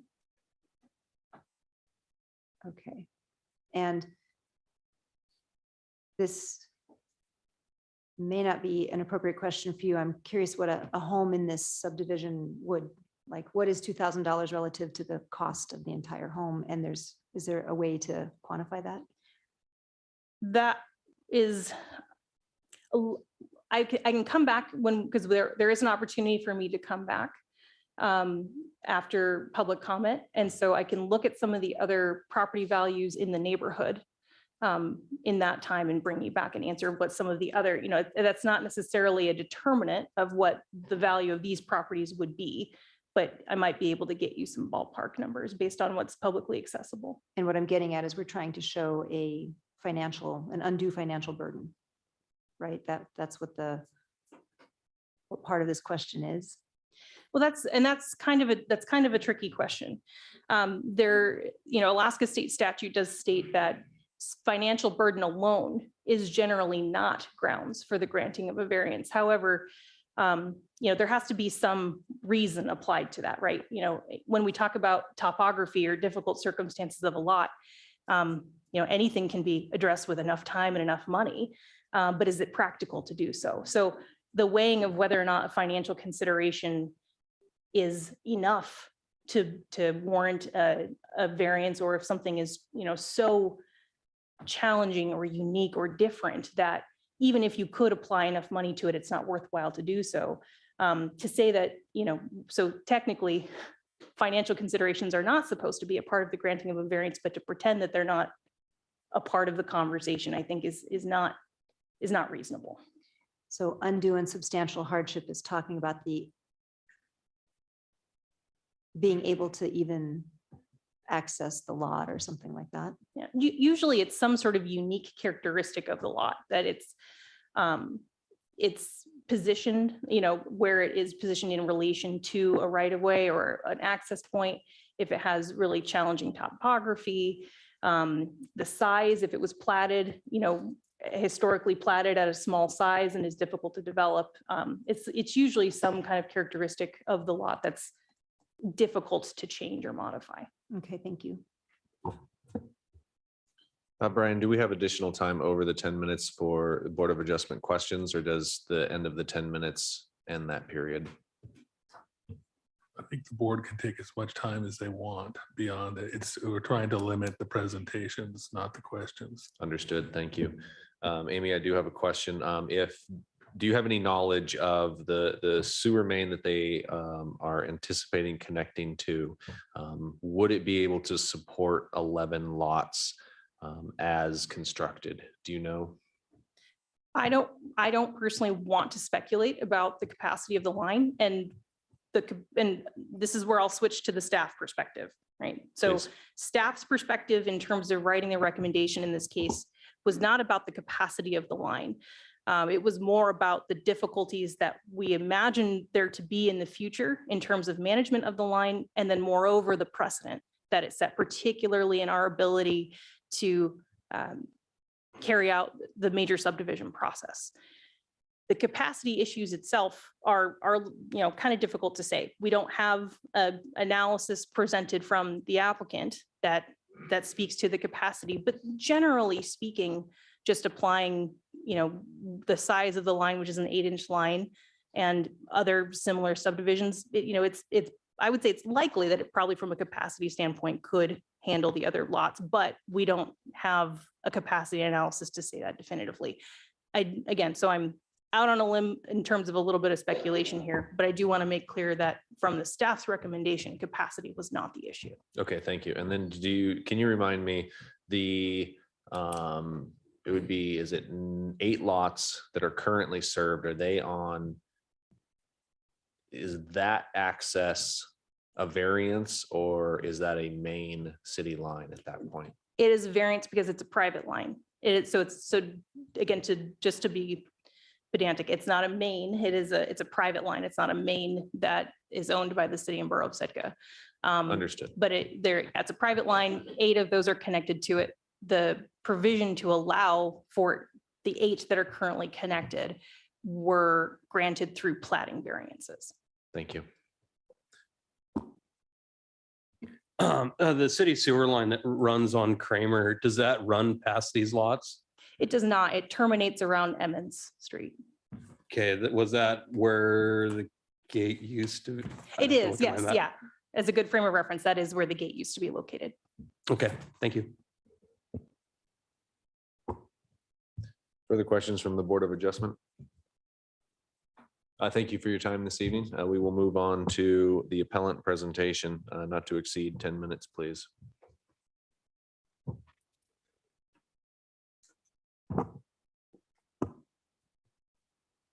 Sir? I'm the appellant. In this instance, the administrator is the appellant here. If you'd like to appeal that, thank you. Thanks, Mr. Mayor. I could go to the testimony table if you prefer, or I have my materials here. Please. Okay. No, I'm sorry. You can stay seated. Thank you, Honorable Mayor and Assembly members, John Leach, Municipal Administrator. I want to start out by saying I brought this book for a reason. I am a by the book person. Anybody that knows me knows that I am a by the book person. And Sarah knows that seeing me reference this book nearly every day, I'm one of the few people that keeps a printed out copy available in my office. I always fall back on policy, and that's something that I've learned over my my past life working in various roles. And any person that contacts me with questions, the first thing I say is, what does policy say? And I go and I look there. So everything I bring up today and everything in this appeal is based on nothing more than support of this code that I am charged to follow. So with that, I will read basically the content of my appeal to just put it into public record. So in accordance with Sitka General Code 22.30.230, I'm appealing the decision of the Planning Commission on Agenda Item B 2215 made on September 21st, 2022. The decision made by the Planning Commission grants an additional variance to serve more than 4 lots, now 11 lots, via private utility easement for a subdivision of 300 Kramer Avenue in the R1 Single Family and Duplex Residential District. Sitka General Code 21.48.010 lists the required findings that must be made by the Planning Commission for a platting variance to be granted.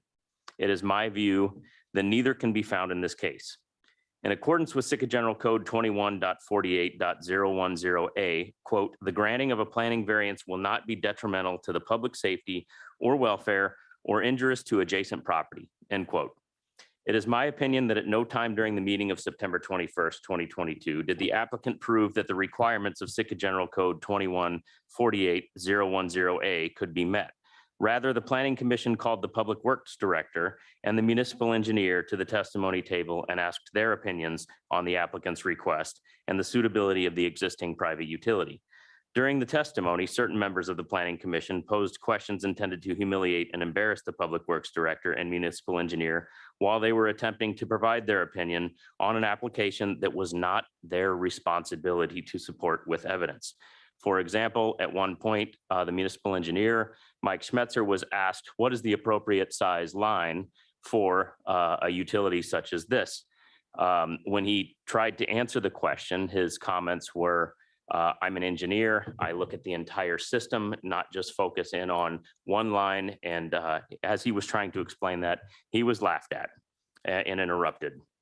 The testimony, again, this is a planning action, and it was not the burden of proof for the requirements of Sitka General Code 21.48.010 lies on the applicant, not the Public Works Director and not the municipal engineer. There's good reason that generally private utilities are not allowed to be expanded across a wide number of residential owners, as evidenced by our current code provision that no more than 4 lots shall be served by private utility easements.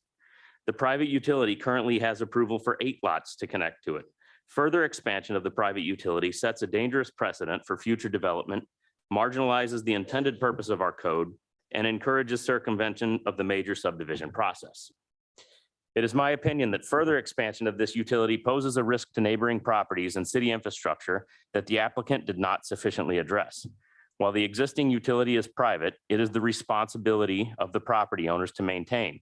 In the event of a significant event where time is of the essence, property owners will quickly become overwhelmed trying to respond.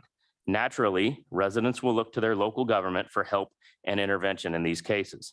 There is a risk, especially in the case of urgent and catastrophic failures, that the inability of a large group of homeowners to organize and mobilize will result in pressure for CVS to complete repairs at the expense of the ratepayers and or adopt the line as city infrastructure. This is particularly true as private infrastructure ages and original developers and owners are no longer actively involved in the neighborhood. I will point to Knutson Drive as a recent example. That is a privately developed road that was absorbed into city infrastructure. And now we are completing over $1 million in repairs on that road that is damaging other city infrastructure, specifically our sewer lines. In accordance with Sitka General Code 21.48.010B, quote, the tract to be subdivided is of such unusual size and shape or topographical conditions that the strict application of the requirements of this title will result in undue and substantial hardship to the owner of the property, end quote. Once again, the applicant failed to prove hardship if this variance was not granted. The applicant's materials state that the variance, quote, will allow future property owners to have gravity sewer and eliminate the need for a sanitary sewer pump, end quote. But during the meeting of September 21st, 2022, the applicant stated that the sanitary sewer pump is the lower cost option for development. The approval for 8 lots to be connected to the private utility was approved because the land in question was under the control of a single developer, and it was not seen as suitable for a major subdivision due to its size and topography. The 3 additional lots considered in this application are well situated to connect to public infrastructure, given that they all front a municipal right-of-way, which does not meet the requirements of a substantial hardship to the owner of the property. I appreciate your consideration of this appeal, and I encourage you to overturn the Planning Commission's decision on V-2215 based on Sitka General Code. Thank you.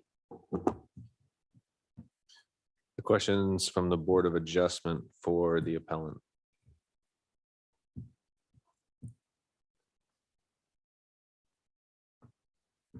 If there is none, we will open this up to testimony or comments by the public germane to the matter. Not to exceed 3 minutes per individual.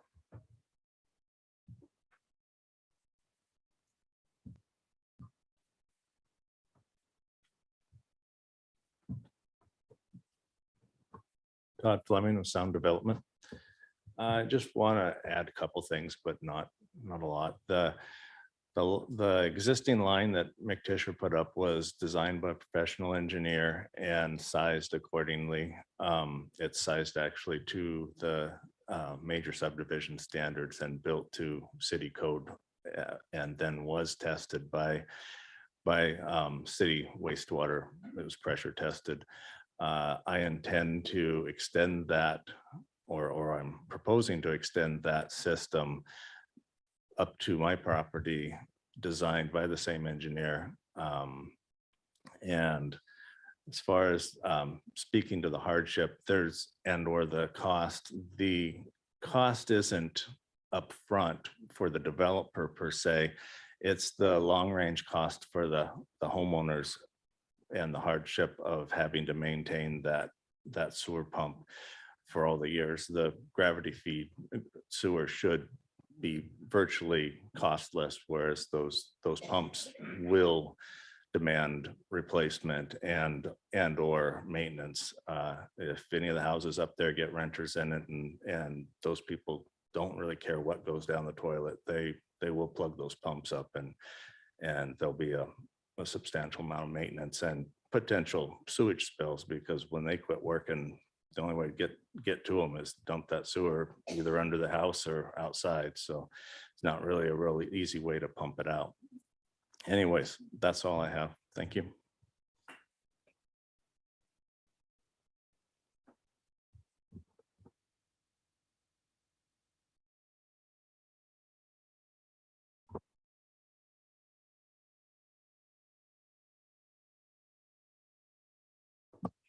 Good evening, Assembly. This is Richard Ween. A couple of things that I have here is we always talk about affordable housing. Well, maybe up there it may not be as affordable, but we always talk about opening the land up. Well, let's open the land.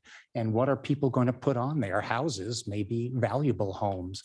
The bottom line is, what I didn't hear in any of this is, how are we going to help developers do this?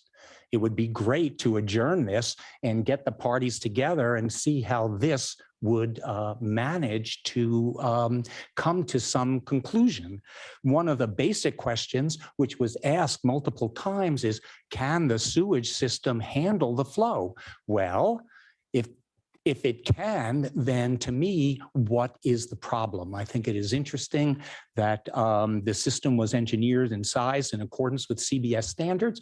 The city basically doesn't build anything per se. They hire contractors, and the contractors do it according to city specifications, according to the plan. So the question is, if they build it, meaning a competent contractor like Todd Fleming, if he builds it according to specification and through engineering expertise, why shouldn't that be done? We all know about sewage pumps, and we know the lift over here, which had problems, etc. But I'd also like like to point out, Knutson Drive was mentioned, but that's a bigger story than the city took it over because it wasn't built right. And that's soon to be a major motion picture on the amount of money it cost the city and how they obtained the right to it. But the important thing here is that you need to approach these problems in a different way. And let's take a project that the city had, which you notice if you read Mr. Harmon's public works thing, how many mains have been broken in pipes.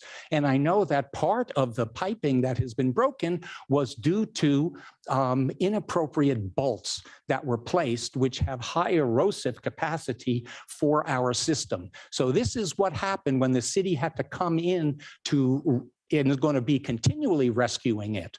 I would like to believe the sewer that is going to happen on Kramer Drive will last much longer. I can also tell you, I know of a number of elements where there were sewer problems and Mr. Welch was called to backhoe it and fix it. And even on where I live on Anna Drive, there were issues and the private homeowners there fixed it themselves because that's just the way it is. And we knew that going in because we had a group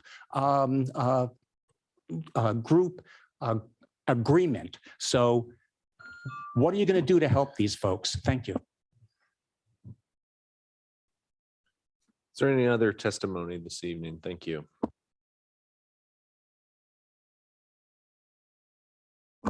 Chris Spivey. First and foremost, I'd like to say as a commission member, I don't ever take it lightly to vote against staff recommendation, ever. In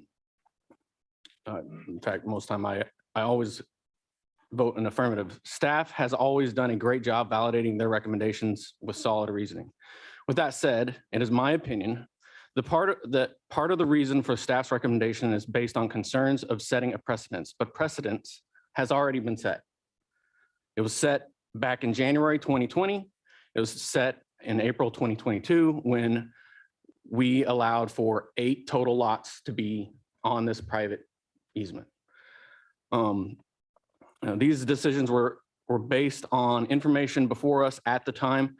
There was no actual discussion by staff or the commission over concerns of the future development of the properties or the unsaid fact that the properties would undoubtedly change hands and be developed by multiple owners. To suggest that the properties would stay owned and managed by developers for forever is ignorant and short-sighted. Precedence is set every time a variance is approved, every time. Precedence is also being made right now with this appeal, as far as I'm concerned. Never in my tenure in this commission have we had a city government official stop a decision that's being made by its constituents, ever. Our community has been requesting land, requesting development, and the ability for growth. The reality is the city is land rich, but slow to act. The city has shown in the past that they are not always the best at playing developers and thinking outside the box to find creative ways of developing its lands. That's the reason for our RFP process. That is why the assembly spent thousands of dollars to pay SSW Consulting for the strategic plan and was voted upon and adopted last month. That is why the Planning Commission and members of the public spent countless hours making the comprehensive plan. What little land that has been opened up, developers are doing their best to develop them in creative ways as best they can. We have even changed our code to allow for closer setbacks and again, allowing more creative development. Creative development is what this variance is in front of you, and it allows it. It makes sense. I made the decision to vote in the affirmative because it makes sense, because I trust the developers. I sat through all those meetings. The developers know what they're talking about, so we should trust them. Sorry, I lost track, but that's basically my point. And I'm a little frustrated, to be quite honest. Sir, please. Thank you.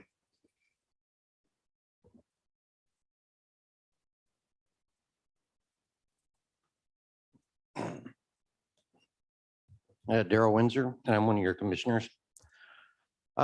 Just a couple of points. Number one, a lot of the findings and facts we received a month before, and we postponed this to this evening or the evening of question.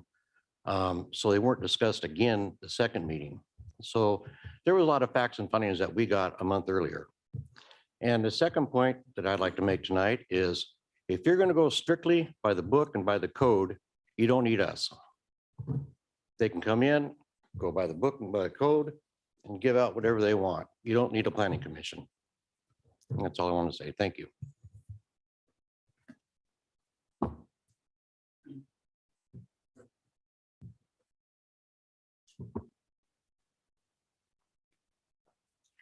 Michael Tischer. I'm the contractor that put the sewer in from Halibut Point Road up to this subdivision. When I put it in,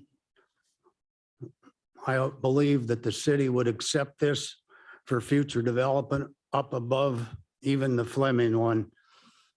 I think this is part of the problem with developing the Kramer subdivision is lack of access for sewer. It's been known for years and years that we don't have the access to do it.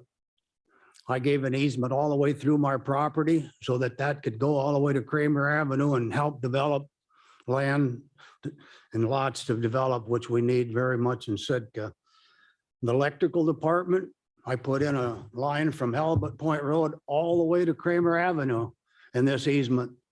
Electrical department accepted this. So I don't know why Public Works doesn't want to accept this sewer line, which would be a gift to them. So my recommendation is that you look at that. So, any questions? Sir, at this time, we're not, I stand corrected. You can ask us questions. However, we can't ask back to the comments. Any other testimony from members of the public germane to the matter?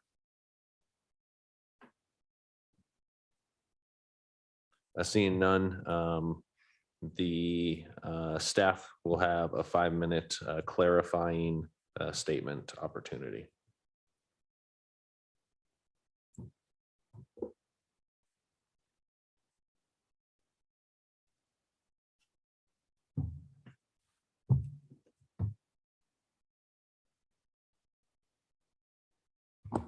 Thank you. Thank you. I don't have anything in particular to add. I did want to follow up on Ms. Himschutz's question regarding property values in the area. A little bit difficult because some of the, there's still quite a few undeveloped properties in the area, but for those that are developed with, essentially a single family home, ranges approximately $350,000 to $600,000 based on the assessing department's value. Does the Board of Adjustment have any further questions for staff?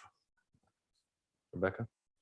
Yeah, so we keep talking about 3 lots.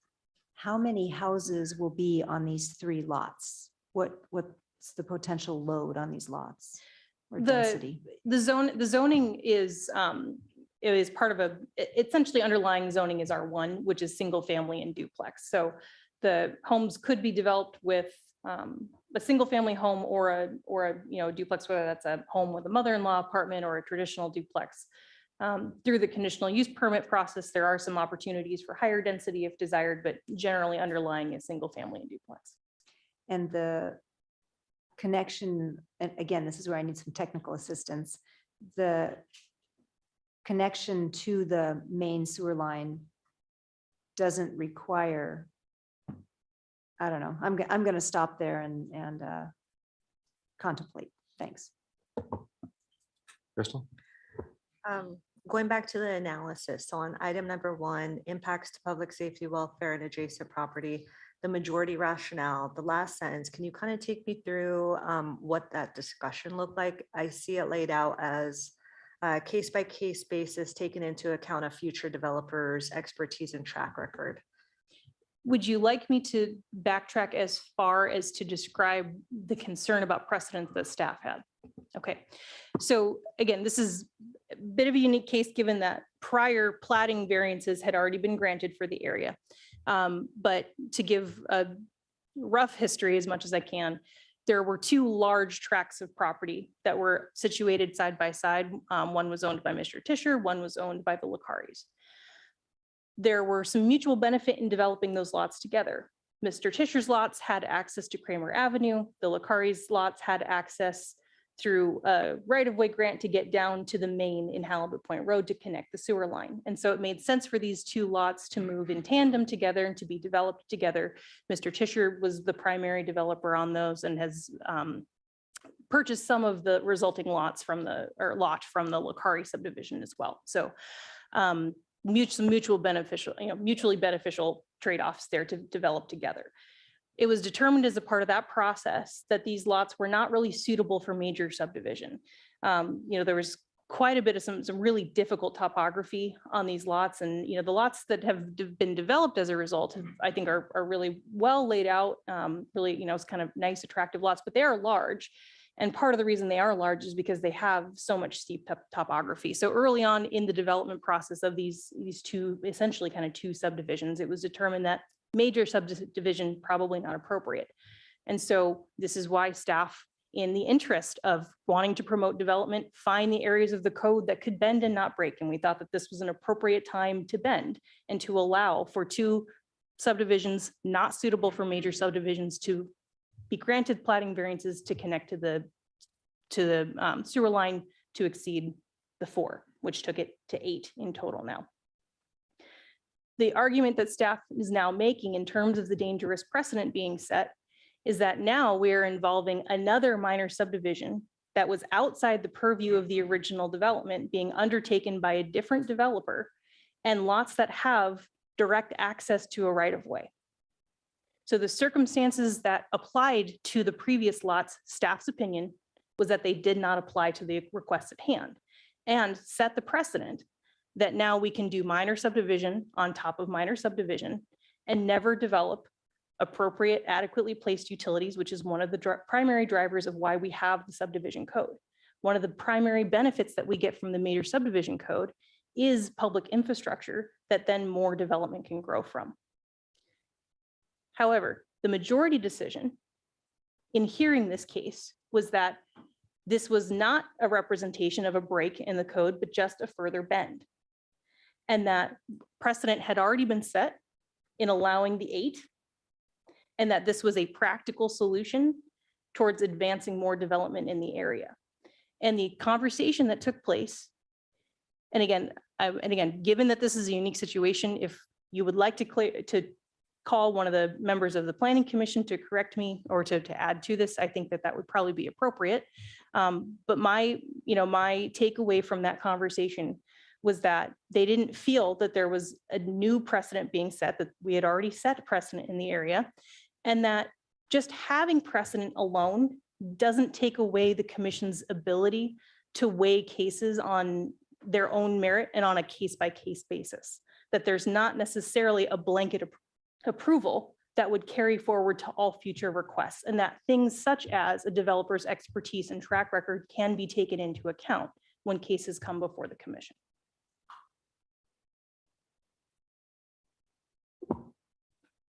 Chris? Kind of going back to the Kramer sewer main, it looks like it's short of lot 3. I can't exactly tell by how much, 100 feet, something like that. I want to say it was approximately 300 feet. if I Okay, remember even further. correctly. If they have to do sewer pumps, who are they having to run all the way to the sewer main, or is the sewer main going to be brought to the lots, and then who's responsible financially for that?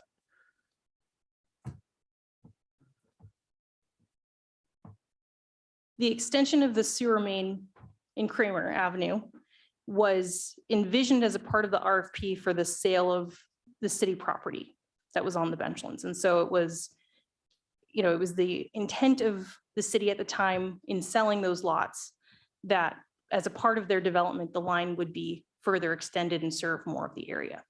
And so when and how the sewer main gets extended farther along Kramer Avenue still remains to be seen in terms of a timeline. So I can't answer that question for you specifically.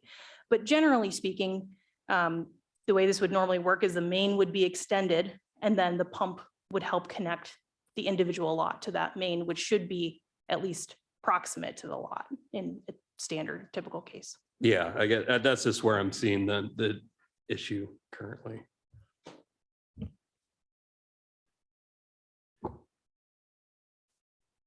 Anything further for staff?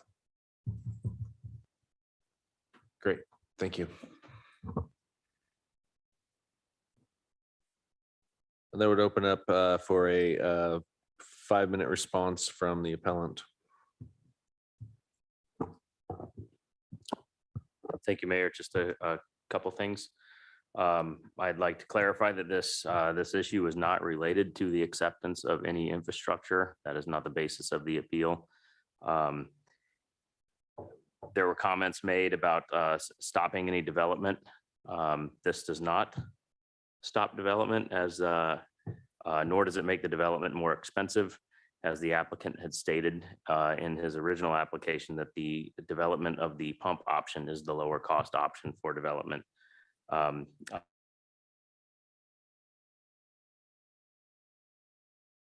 That the city has made over the past 20, 30, 40 years, bolts in water mains, streets that should not have been accepted. And our code is in place to evaluate and prevent that. If for nothing else, in 20 years from now, I'm not saying something is going to happen. It's probably very low risk that something will happen. But in 20 years from now, when some new people sitting at this table say, how did this ever happen? Was this discussed? At least now it's on record to say that that there were some concerns with code and further acceptance, and now we know how we got here. Thank you. Does the Board of Adjustment have any questions for the appellant? Tor? Well, I know that, I mean, I've been bouncing this around in my mind and going back and forth, frankly. The one thing that, I mean, there's a couple of just thoughts that we're not going to see the results of this. I mean, And Tor, is this directed towards the appellant? Oh, or- no, I'm sorry. Yeah, we'll move on to that in just 1 second. Perfect, thank you. Anything else? Any other questions for the appellant? Yeah, my question might have been better directed at staff, but what are the issues with Sunset Drive? We have some problems out on Sunset Drive with a neighborhood not being able to do certain things, and the road is increasingly difficult to get a car up the hill, but that is not city, right? That's private. And if we could pause for just a minute, Brian, is that getting outside of the evidence presented to suddenly include a new area? I don't know. I mean, you're trying to make some kind of connection. Is there? I am. I'm looking at Sunset Drive 20, 30 years after it was developed, and the problems there as a potential example of what we're looking at 20 or 30 years from now if we get this wrong. Thank you for the clarification, Rebecca, and appreciate the pause. Please. If you can help me out, please. Sunset Drive is the one near the Mormon church way up high. No. Sunset Drive is towards the ferry terminal. By Sandy Beach. Okay, so I'm not familiar right now with that. Okay. I had citizens contact me about not being able to get services or something with Sunset Drive, and it came down to it being privately developed, and the neighbors need to make an agreement together, and then they can tackle whatever the issue is. And I'm just not able to bring back in my mind what that issue was. And they haven't been able to reach an agreement to make a neighborhood plan. So I'm just thinking of that as an example of what can go wrong with a neighborhood. I can't speak specifically to that one, and I hope I'm not getting off track. And I'm horrible with road names, by the way. I have to have a map in front of me, but there is the higher elevation property that's near the Mormon church that I could use as an example. There's an individual that lives at the top of that hill and regularly contacts city offices that they cannot get adequate water pressure and sometimes no water at their home. And it's very difficult to say this is it's private infrastructure that was put in and our city responsibility ends here. However, here's a way you could put a pump in. Here's a way you could hire an engineer. Here's a way that you could solve this issue yourself on your own private property. And it's very unfortunate that individual and others on that line have to take on that cost. And this is, I hope that's kind of drawn the connection that you're looking for. Thank you. Further questions for the appellant? All right, that would end the evidentiary portion of this hearing. We are now able, as a Board of Adjustment, to deliberate on the matter in front of us. If anyone has any deliberation. And Tor, this would be a Yeah, sorry, I opportune thought we'd moved to that point earlier. I apologize. No, I mean, it just occurs to me that in some ways, we're never going to see the outcome of this. I mean, by all accounts, the line is well built, and unless there's an earthquake or something, you know, I won't be on the assembly in 20 years, please God. You know, we do see this from time to time, though, where something like this, and I think there will be pressure to have the city step in. On the other hand, it's a well-built thing, and the city government at the time and the assembly can say, it's yours. I mean, if there's an earthquake and it breaks, it would be everything, it'd be totally within their rights to say it's yours, and you've got to deal with it. So I honestly am very torn on this, and I'm literally looking forward to some of the other members' input on this, because it's not quite it's a coin flip, but somebody give me a really good reason to vote one way or the other. Chris? I do feel as though this subject is definitely in my wheelhouse. I've put in and repaired and replaced way more sewer line than I'd like to think about. The big sticky point for me when I was reading this originally was, where is the burden of proof that this is detriment and injurious of not granting this? And I had that question answered for me this evening, and that's that currently, if this is denied, this variance, they have no sewer main to connect into, and there are no plans for another sewer main to connect into. So this, I feel as though, is their one and only shot currently. And I do know a little bit about the line. It is a very high quality line, installed very well. Considering the slope and the number of properties on it, for what I know of sewer lines, it should be perfectly fine. It's at a pretty heavy slope, so it should have no problem clearing 11 houses. I feel pretty confident in that. Knowing the current property owners, I have 100% confidence that if anything were to happen, it would be fixed immediately. But we need to look further down the road. 50 years, you know, these property owners won't always be there. But being on a private drive and utility myself, I know that that's something that my neighbors and I have no problem with getting fixed and figuring a solution. It's just what you have to do. I feel as though I want to vote. I'm in favor of the variance, strictly because I don't see another alternative at this point. Kevin? Thank you, Mr. Mayor. I'm glad that this is your area of expertise, but it is definitely not mine at all, in any way, shape, or form. So just kind of maybe a question for you or staff. So the staff recommends no to the variance. And you're saying that if it's not granted, that there's no sewer line possibility. So then it seems like there's something needs to be reconciled there. Yeah, as I understand tonight from what Amy, those were what my questions were getting at was there an alternative? We've been talking sewer pumps. Yeah, that's the alternative. Great. But if there's no sewer to connect into for the sewer pump, then that's the issue. So then they would have to, the burden would be them having to put the finances into. Someone would. I'm not sure if it'd be the developer or the city. Kramer sewer line would be city infrastructure. So we asked Amy to come up, or are we allowed to do that? Or is Brian, help me on this one because it's weird.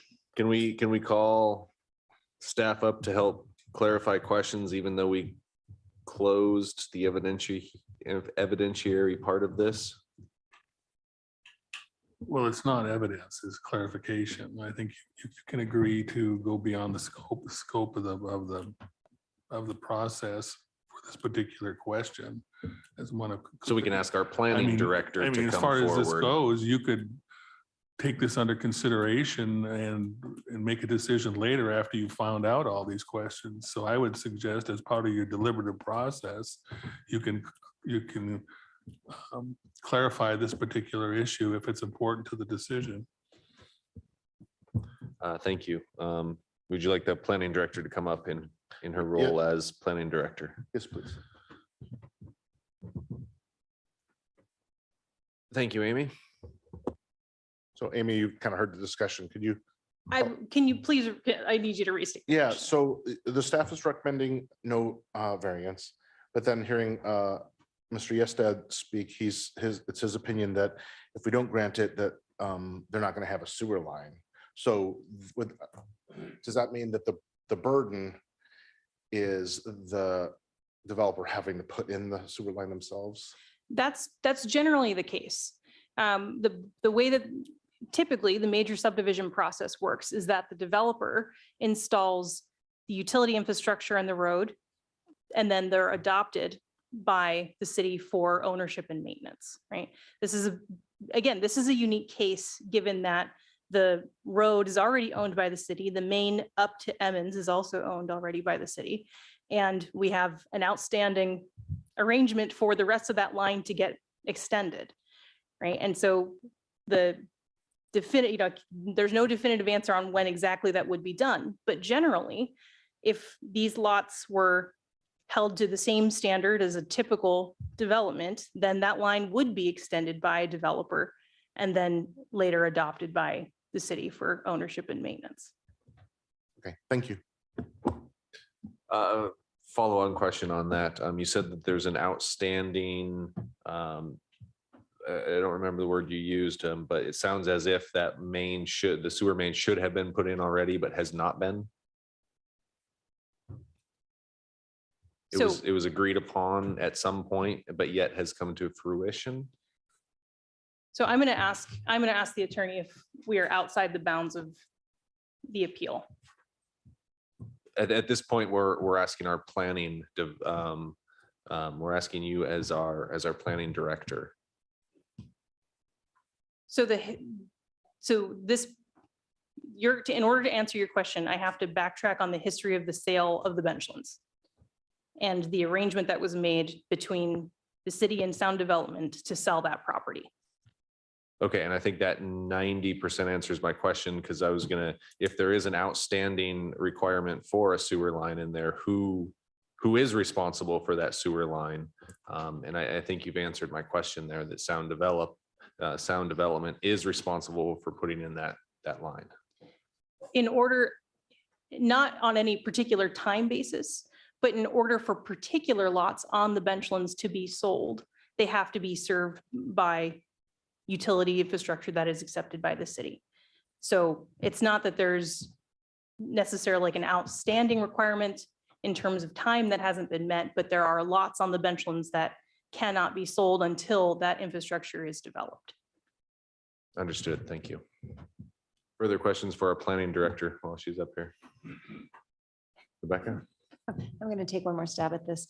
So when we say that these lots don't, when staff says that these lots don't have the same need for a creative solution because they front the sewer main, that's the line that's not in yet is what they will be adjacent to. Right, they directly abut the street, right? All of the lots in question, all of the lots resulting from this subdivision have direct road frontage along their entire Okay. front. And the sewer main is not extended to these lots, but it is in the right of way that these properties connect. Got it. Thank you. Further questions? Dave? So any further development, let's move past these 3 lots. Any further development that's done is going to require some major sewer work to be done. Am I right? Pretty much? In terms of the property on the benchlands The specifically. property on the benchlands, yes. Like, I didn't even know some of these names. Cushing Street. Looking at that, and even Emmons Street to a point, anything that needs to be done on those 2 streets, and there's a lot of lots there, is going to need to have sewer line put in. Correct. So eventually, sewer line is going to have to be put into those lots. Up to that point, at least to Cushing Street, which is about where these lots are located. Or there's not going to be any development because they're not going to all go down Mr. Tischer's pipe. I wouldn't think. There's, 30, I don't know, 15, 20 lots there, something like that. That's going to be a tough one to do. Am I wrong in that thinking? You are correct. So, and again, backtracking a little bit here, when the original line was put in by Mr. Tischer, and again, I want to be extremely clear. I made this very clear in the Planning Commission meeting. I'd like to make it very clear now that our objection is not at all based on the quality of the work right. that Mr. Tischer did. I think he did an excellent job bringing those minor subdivisions to the market. And so that's not what this is about. Right. Oh, I understand. However, we were clear during the plating process as well as the utility connection process that we would not be adopting these lines for city ownership and maintenance, largely because of the difficulty in accessing the line that would be needed for maintenance. As the city, we felt that was too high a cost for us to take on, and we allowed the developer to move forward with it as a private line, privately maintained. And so, for the remainder of the lots on Cushing's to be served by infrastructure adopted by the city per the agreement, then we see the path forward of that being utility infrastructure developed in Kramer Avenue, not the private sewer line that's been developed. So for Mr. Tischer's line and to his subdivisions now, when that was okayed or given permission or whatever, these 3 lots that we're talking about now, granting approval or not approval, were never in discussion. No. Okay. Any other, Rebecca? I have one more question. I just misunderstood this in the minutes, but when the majority approved the variance, was it with the conditions that were suggested? Correct. So those conditions are part of their approval? Correct. Okay, thank you. Dave? Mick, I'm not doubting that your line is not top of the line. I think you do great work and I have no doubt in that. So however I vote in this, it's not against you and it's really not against you either. It's that I'm like everybody else here looking at 20 years down the line or 10 years down the line. In my past life as the chief, I was on numerous calls around town to areas where pipes were broken or streets that didn't get snowplow basic stuff. snow plowed because they weren't city streets, so the snow plow wouldn't go out there. So I made concessions to be able to cover that in case of an emergency. If a street didn't get plowed and there was an ambulance calling in that street 15 years ago, we wouldn't have went up that street. It was not going to happen with one of our city snow plows. That's why the fire department, maybe it's 20 years ago, that's why the fire department now has a pickup with a snow plow on it, so that I could go anywhere I wanted to go to do that. And whether that be right or wrong, those people on that street could never get it together just to plow their snow. So I had to make that concession to do that in an emergency. And that's what I don't want to see here. If a line breaks in one of these lots, and I don't know who the homeowners, there's really nobody below it right now, but the homeowners below those lots, if to be very blunt, if the turds are flowing, everything runs downhill. The people that are downhill are going to deal with those. And that's what my concern is before anything gets settled, that somebody is going to have to deal with that. I hope it never happens. But I had a few homeowners call me more for other issues, for water issues than sewage issues. But that's what I don't want to see, that the people, I see that a lot in this town. Water flows down, everything flows downhill, and it affects the neighbor below them. And nobody ever really thought about the neighbor below them. So that's what I'm trying to alleviate. Thanks. Any other questions for our planning director? Please. I guess I'm not sure if this is new evidence that's being presented as far as where the utilities end on Kramer. I don't remember that being referenced in here. So I don't know if it's appropriate to go back to the RFP and the developers. Did I miss that as part of the backing? I guess, and here's why. So my concern, which I wrote down, was the group agreement, which I actually do remember what you're talking about, Sunset Drive. It was, I think it was, you have to buy the home that was for sale in full because there's not access because the road is managed by multiple homeowners and they didn't have an agreement in place. And so they weren't doing the repairs. And so the bank said, if you want to buy this home, you buy it in full. I remember that. This one feels like a group agreement, but I thought it was, which is concerning because if the turds are flowing, I'm so sorry to quote you, it just felt appropriate. But if somebody's experiencing a hardship, what are you going to do? It has to get paid for, and that agreement's not in place. I can't guarantee that somebody's not going to be fronted the cost. So the first phone call is going to be to John Leach saying, this needs to get cleaned up immediately. It's an emergency. It would feel like an emergency to me. So I think that would have to be covered on the front end. So I was really concerned about the group agreement and not having that and adding more lines onto there to bring it up to 11. But now I'm confused because, and I feel like this is new evidence that goes back beyond this decision. But the developers, my expectation when we brought up RFPs was that the developers put that in because they want to sell the lots so that people could build homes on that and those costs would be absorbed. So one, is this in evidence? And two, can you speak to that in the agreement piece?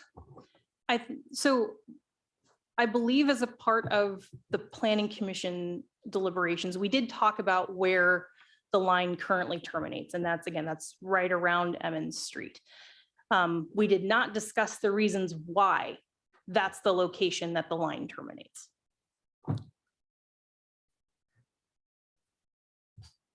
So with the group agreement, if a developer wants to sell it and they know that a pump would have to be installed and that there's not access, it's on the developer to provide that to the lot so that the person who purchases and wants to build can put the pump in. Okay. So there's a little bit of confusion about the maintenance agreement and then how that affects property owners if they weren't a part of this arrangement, right?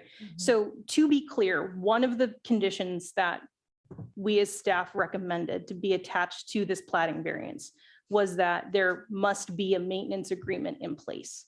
That is best practice as well as a code requirement that whenever there are access easements, utility easements, there has to be a maintenance agreement in place. And so that is a provision of this plating variance if it moves forward.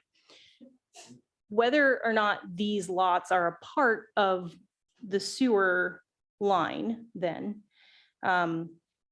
if they are not a part of it, by virtue of the fact that they are being developed as a minor subdivision, not a major subdivision, it is not required for the developer to install utilities to the lot. In the case of a major subdivision, there is a requirement that lots be served first, but in the case of a minor subdivision, that is waived.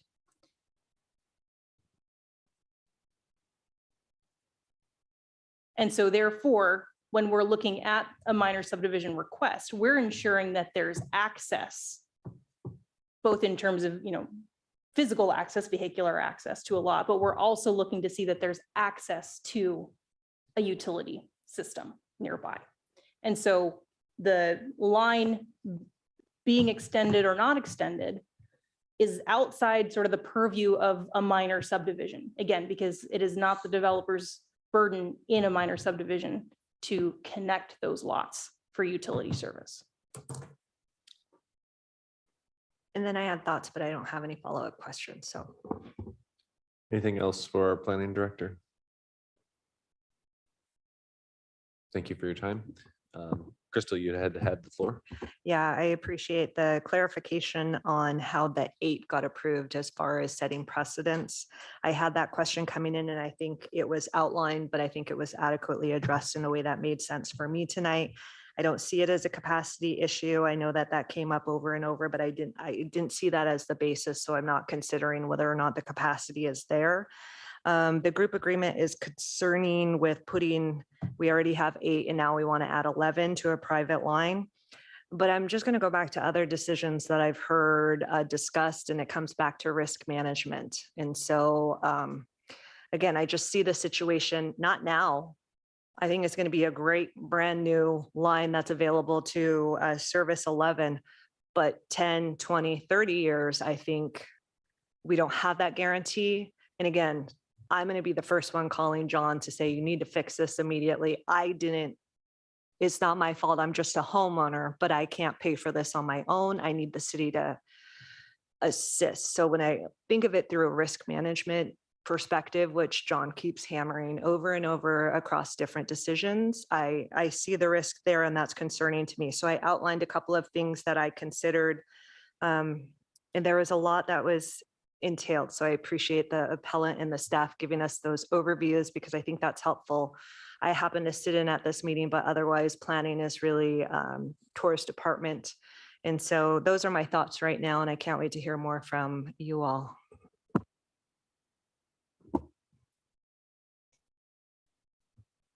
So I do kind of go back, and of course you can't assume what the planning commission was thinking when they granted a variance for 8 lots, but I have to wonder if in front of them was a variance for 11 lots, if it would have been approved. And I don't know. I think that would be a distinct deviation from the norm. So while connecting another 3 is not necessarily large, although it has the potential for 6 houses, I don't know if that's going to be the case. I just wonder. I also, there's talk tonight of it doesn't connect to the sewer main on the road, so that's a reason that we should go forward. And I guess I wonder why the sewer main couldn't be extended already as it is. It'll service sound development lots to continue to service sound development lots. So I don't know that not having the line there right now is necessarily a reason to go forward with connecting or with this variance. It seems to me that the burden is on the developer to continue that sewer main down the road. And in fact, in order to do anything with any of the future lots, it would appear as such from the information I've gotten from the planning director, almost putting them a step ahead.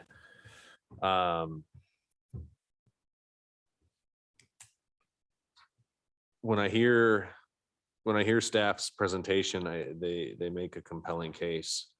But when I hear others talking about, let's find ways to make subdivisions work, let's open up land, let's,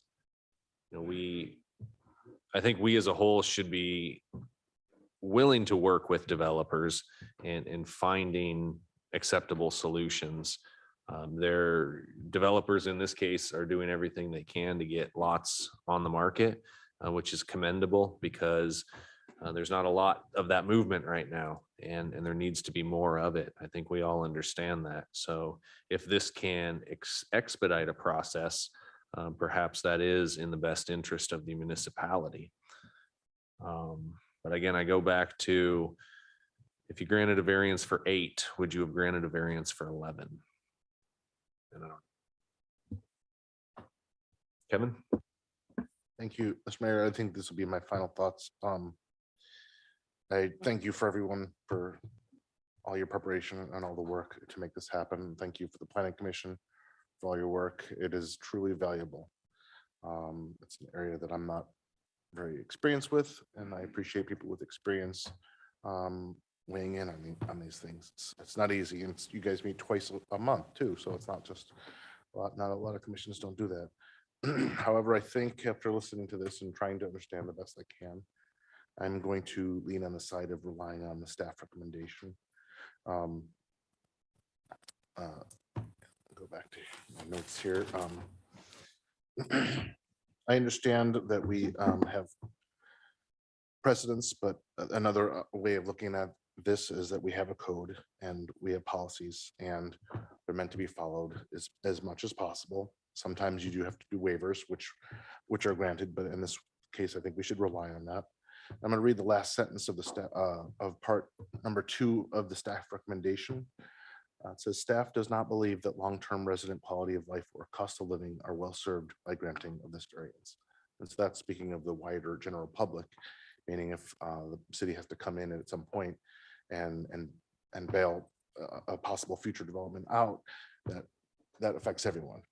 And finally, I'm just going to say that, yeah, I'm going to lean on the, I said, the experience of the staff, and because this is not my wheelhouse, so to speak, but I do appreciate all the work of the Planning Commission and staff, and appreciate as Stephen said, the developers working towards opening up lots. It's not an easy thing. So those are my comments. Tor? Yeah, thank you guys for other points here. I find myself torn between 2 groups I really want to support. I want to support our Planning Commission, and they made a decision. And I also want to support city staff that is working very hard trying to make things work. And I as well am concerned about the long-term effects of this. And I keep going back and forth because it doesn't matter how well it's built, some things break. However, I'm very slightly falling on the side of I guess denying the appeal would be that trying to have to be careful. We know which way to vote to go at least the way we mean to. I'm wondering, and I don't know if this came up in some of the other discussions, if a bond is appropriate or something like that, so that, a repair fund that's in place so that they, the agreement makes me feel somewhat better, and I was made careful reading that it goes with the property and it's not required to. But if there was, I don't know if there's any way we could ask for some sort of a fund or bond or something to say, okay, we're not going to have to wait to get money from every property owner to do some repairs. Might be a way of cutting the knot. I don't know if we're allowed to go outside the bounds like that. Brian, are we allowed to do something like that? Yes, you are. You can put conditions on whatever way you go, whether you grant or deny the appeal. My fear in that is if that we required a bond so that we could go in and help fix it, we're essentially adopting it at that point. And I don't.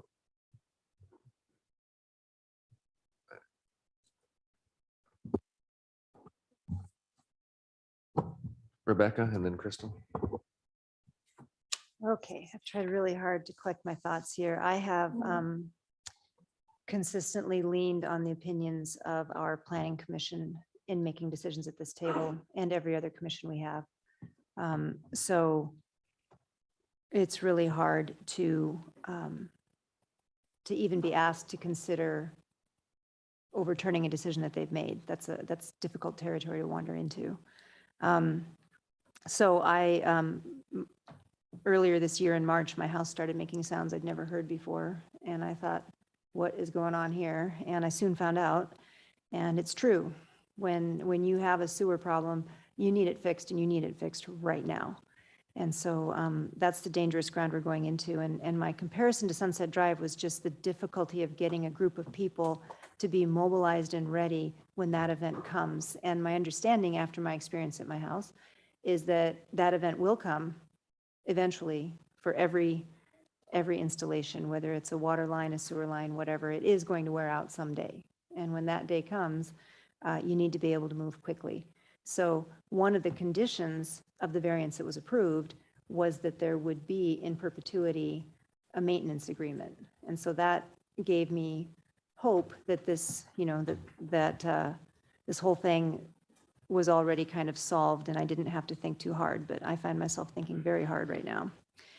So I went back to the original variance request, and it says a variance from the requirements of this title may be granted only if the Planning Commission finds the tract to be subdivided is of such unusual size and shape, that is not our situation, or topographical conditions, that is not our situation, that the strict application of the requirements of this title will result in undue and substantial hardship to the owner of the property. So from that basis, I don't believe this variance should be granted. I'm trying to find what the hardship is. And it isn't topographical. It isn't size and shape. So it doesn't meet this standard. So that combined with the risk to public safety when you do have a catastrophic failure of a system like that makes me say I'm going to side with staff on this. And I can only use the word regretfully side with staff because I wish this had never come before us, because there's going to be damage no matter what decision I make. There are going to be people who are unhappy with my vote tonight, and I fear an erosion of respect from me to the Planning Commission, and that's not my intent, but I can't imagine they're going to feel anything different than that. So I'll be supporting the appeal. Just a reminder, and I know you wrote it down. So what was the average? Yes, that was another thing I was going to say. I'm glad you brought that up, Crystal, but the numbers were about $2,000 for a pump. That doesn't include installation, and a house in that area is $350,000 to $600,000. Because I'm worried about, I also am in support of granting the appeal. And the development, though, I have concerns about that, and the red flag that says that we are not being sensitive to the need for housing or the ability to develop land. And so I just wanted to kind of reiterate the way that I understand it, and you guys can correct me, that there was a question about there has to be a sewage system, and it's either going to be a pump or it's going to be gravity installed. And if the Kramer is going to be the access point, which all of these line Kramer, that would be the pump, which is actually cheaper than the gravity fed sewer system. So for the developer, I think that cost actually goes down. That's the way that I read it. And the other thing that I didn't hear as far as the meeting minutes is that this is going to stall development, that they won't finish it, that they won't develop it, that it's a burden that can't be overcome. It's kind of helping to steer which direction they go. That's how I understand it. And the other thing was with regards to affordable housing. I heard a comment to that. The way that these are, I don't think we're dealing with an issue where the lot size is going to be cheap. Land is super expensive here. We cannot call it affordable. I think our goal is to put lots out there so that houses can be developed, period. And so I don't know that adding a pump or gravity fed is going to adjust that to a great deal where we're calling it affordable. So it will still be developed. People will be able to afford this land and it will get snatched up because people need to build here in Sitka and it's very limited at this time. So I was just trying to go back and recall what that number was up in that area. And then the conversation about the pump versus the gravity fed. And again, just like, I'm not an expert in this. And so I'm really relying on the documentation that came and the questions as they were answered. And I think that I too feel awful that the Planning Commission made a choice and that it came to us, but as a body, we now have to decide. And so based off of what I heard tonight, I would support granting the appeal.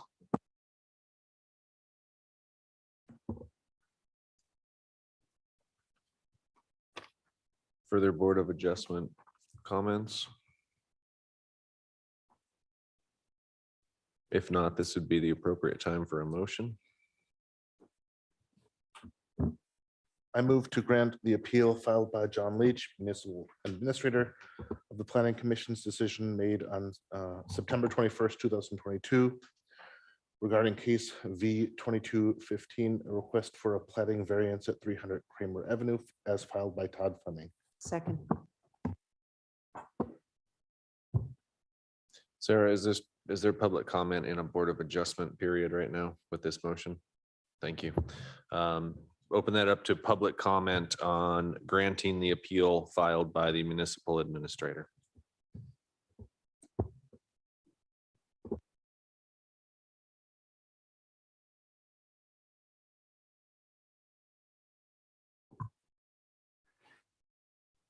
Richard Ween. Good evening, Assembly.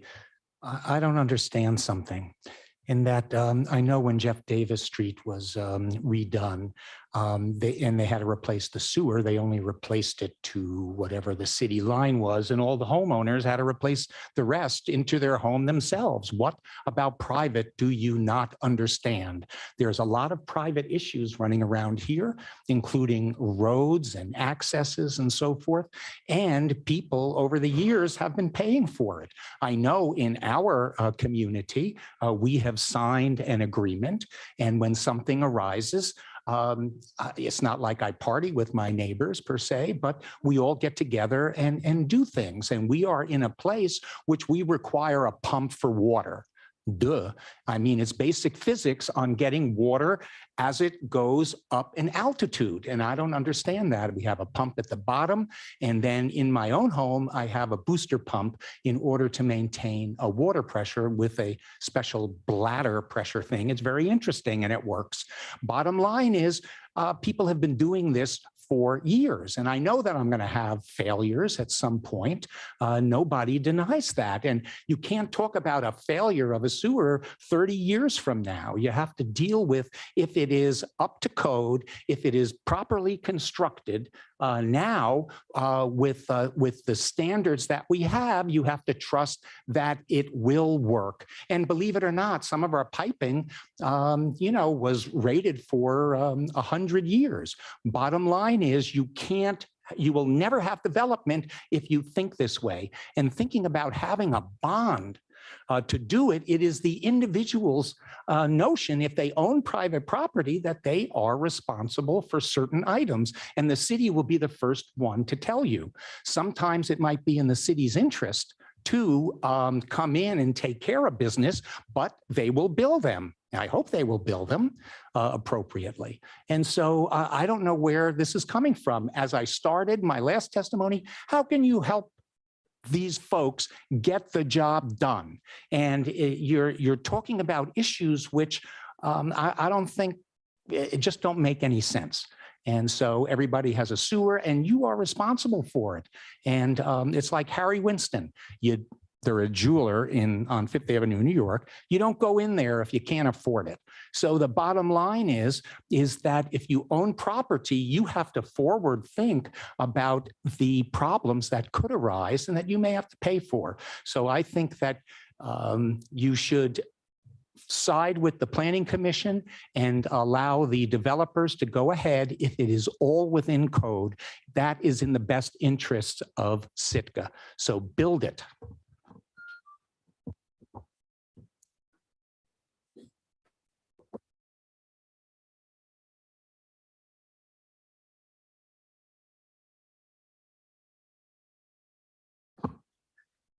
Chris Bivey.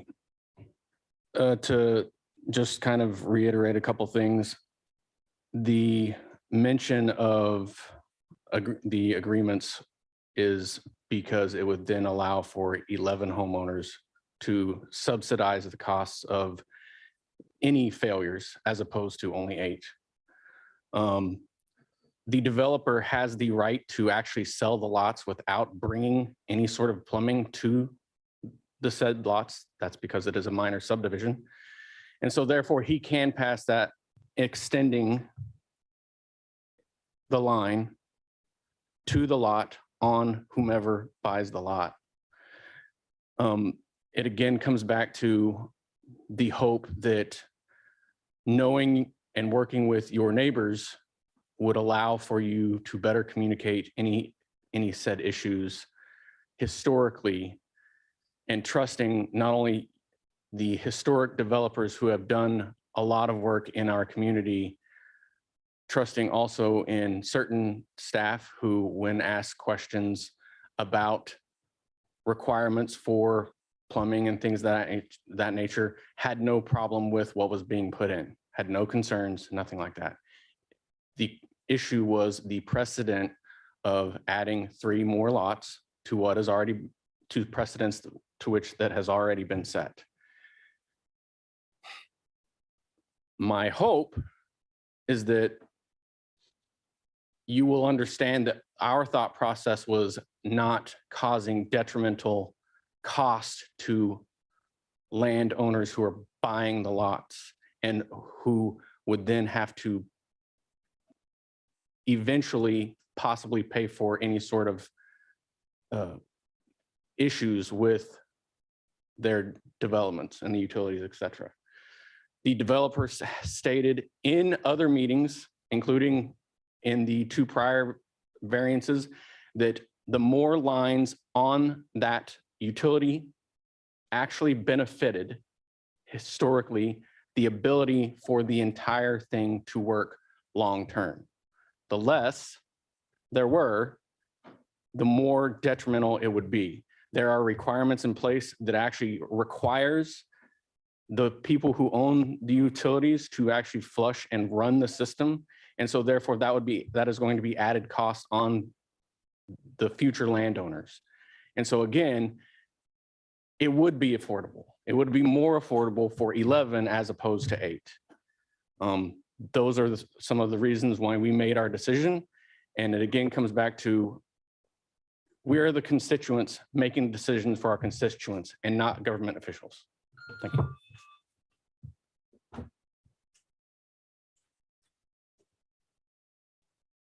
Anyone else on the motion to grant the appeal?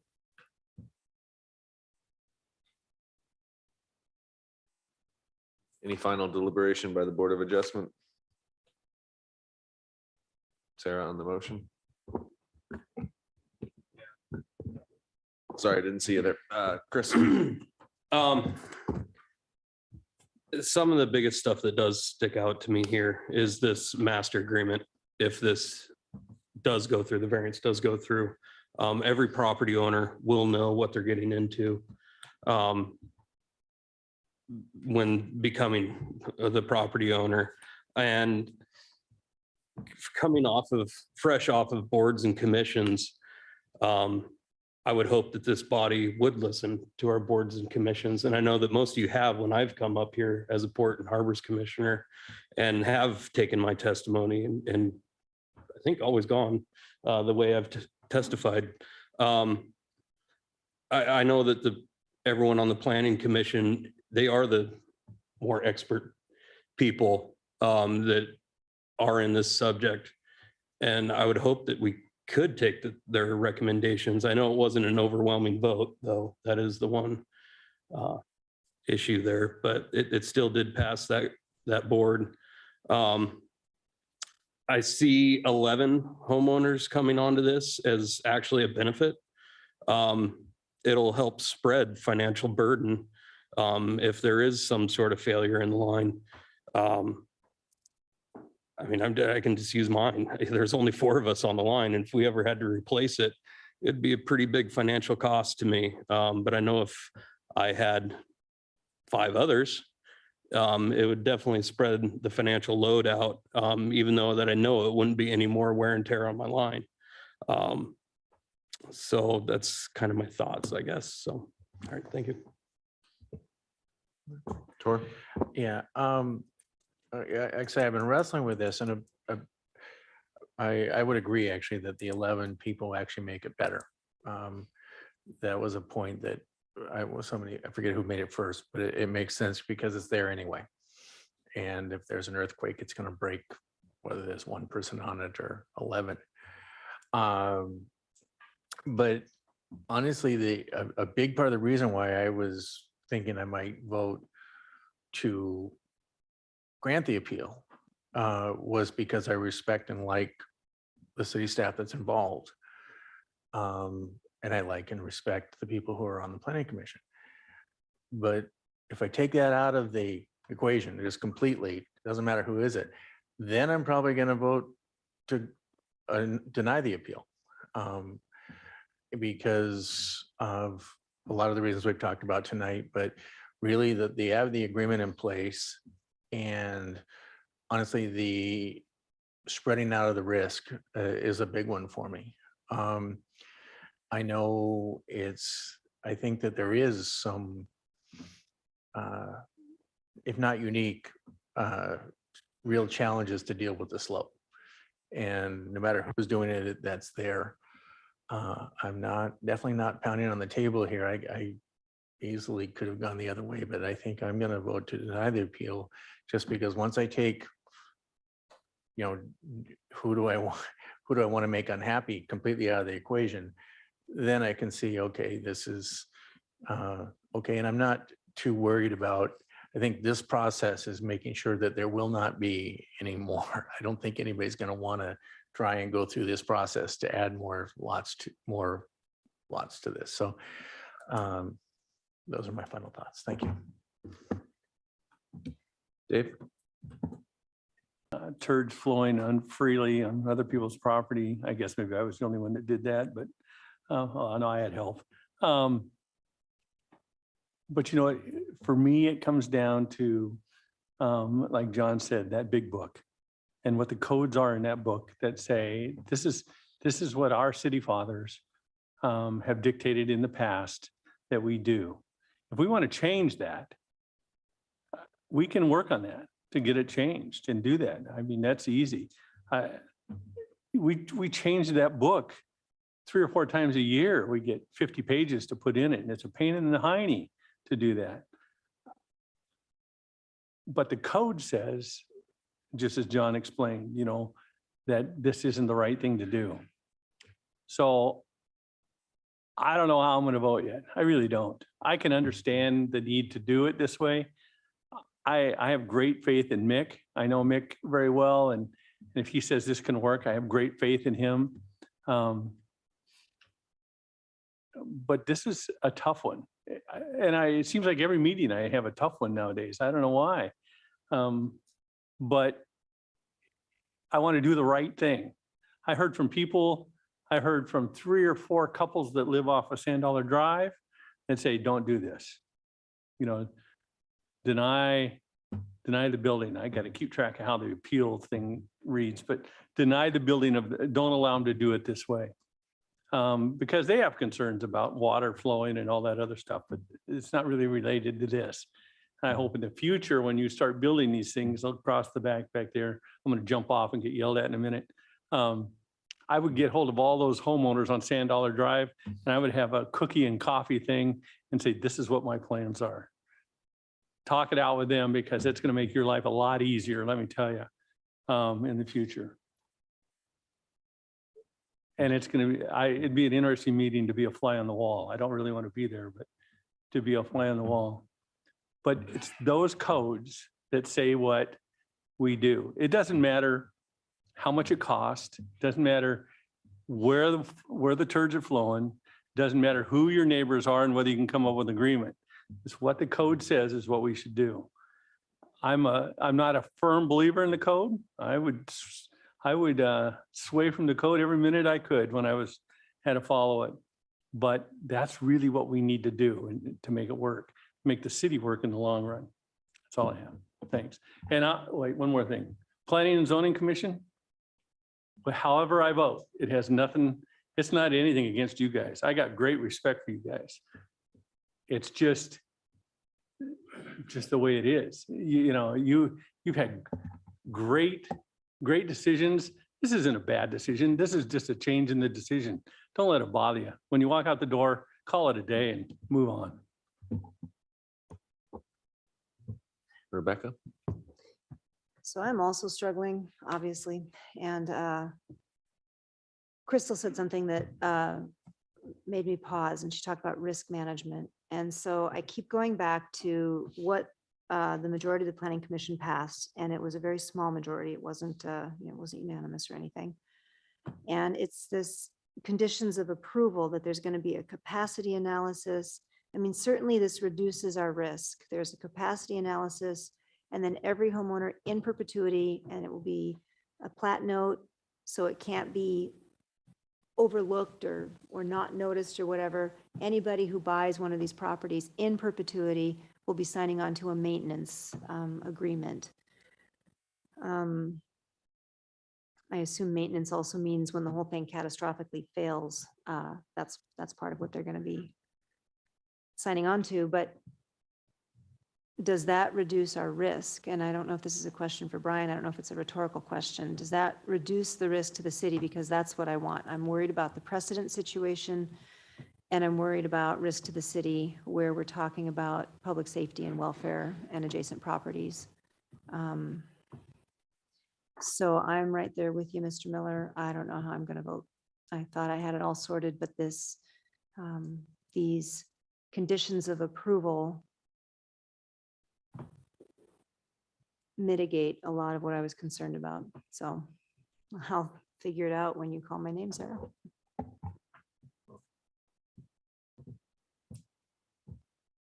Anything last from the Assembly? Or from the Board of Adjustment, excuse me?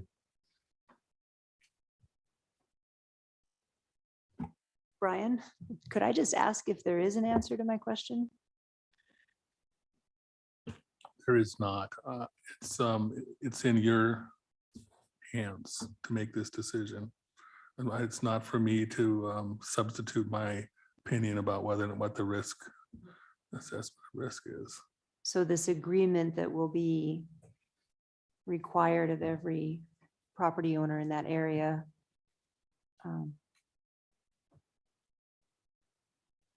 in my mind is saying the city's not going to come fix it. I haven't seen the agreement. Don't know what the agreement's going to say. That's the intent of it, is to make sure that I suspect, make sure the property owners know that it's their responsibility and to maintain it. It's the terms of that agreement is whether or not what risk is involved. What would be in that agreement? Would it be an equal cost sharing? Would it be pro rata based on square footage? And who knows? I mean, all those things would have to be worked out, I think, yeah. sorry, I'm just haunted by Sunset Drive. Am I saying it right? Sunset Drive, is it? Yeah, anyway, the one where the road isn't maintained and now you can only buy a house for cash because the neighbors don't have an agreement. So here we're proactively requiring an agreement, and it says it will be submitted to the planning department for approval. and it shall be recorded and noted in a plat note. And to me, that's, I still feel like we haven't, the initial request for a variance doesn't meet the threshold. But if it was going to be approved, these are the conditions under which I would feel like it should be approved. And so now I'm falling back on the planning commission to guide me. So I'm stuck and we'll see how the vote goes. Thanks. Anything further from the Board of Adjustment? Sarah, on the motion to grant the appeal? All right, so the motion before you is to grant the appeal filed by John Leach, Municipal Administrator of the Planning Commission's decision made September 21st regarding case file V 22-15, a request for a plating variance at 300 Kramer Avenue as filed by Todd Fleming. So to grant the appeal would be to overturn the variance that was granted by the Planning Commission. Mr. Yestad? No. Mayor Eisenbeiss? Yes. Ms. Himshoot? Yes. Mr. Mosier? Yes. Mr. Miller?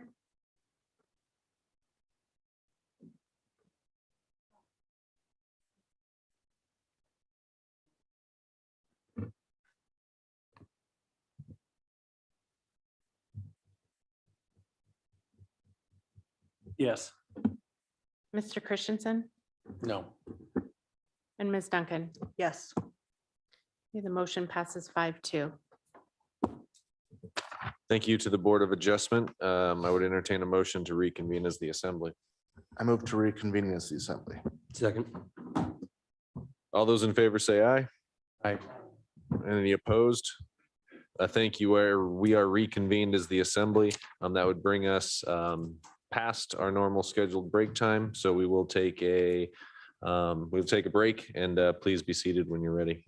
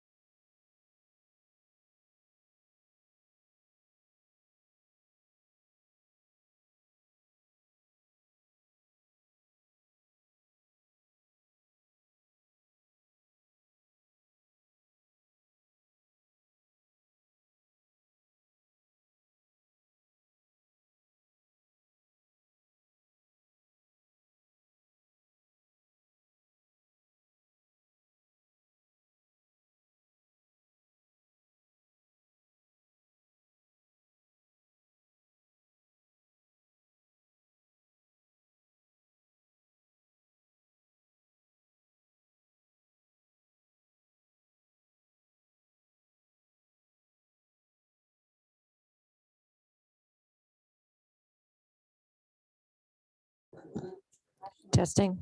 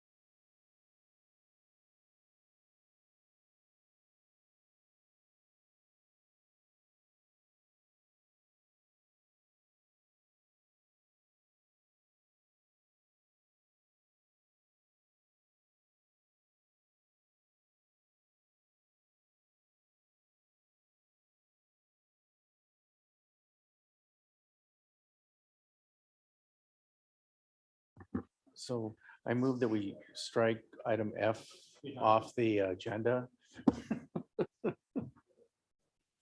Yeah, that's it. If we don't accept. Or item I, excuse me, item I, so what I meant.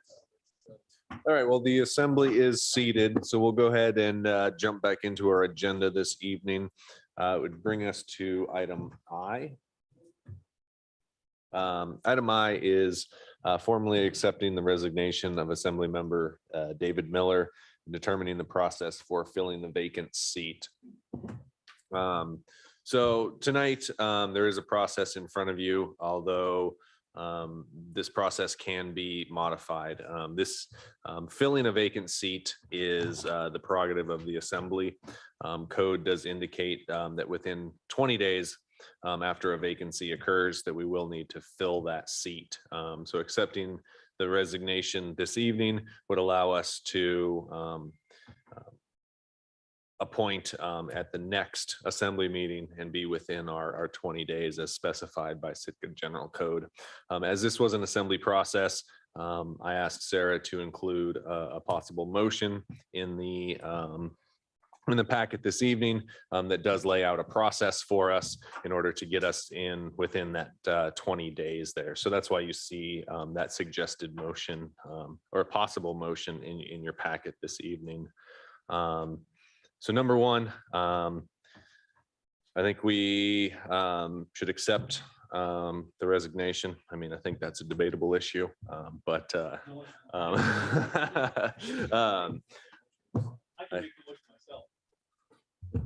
I move to formally accept the resignation of Assembly Member, the man, the myth, and the legend, David Miller, and determine the procedure for filling the vacant seat. Second. Sarah, can we strike some some wording? And Done. it's not the man, the myth, it's the David Miller part. So it's been moved and seconded to accept the resignation and determine the procedure for filling the vacant seat. Is there any public comment on accepting the resignation?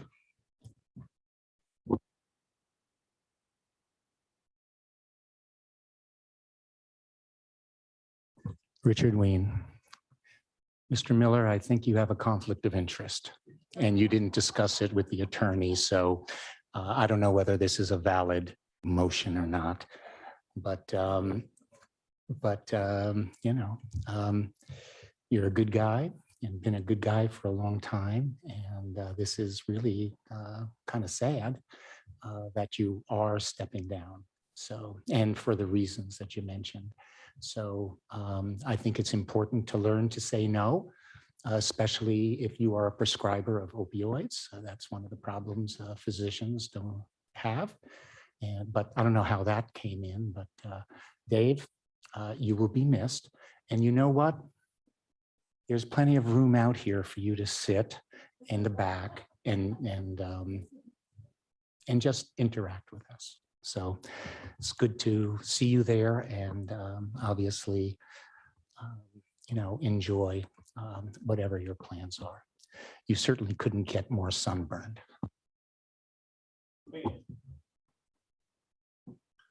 Is there any other public comment on the resignation of David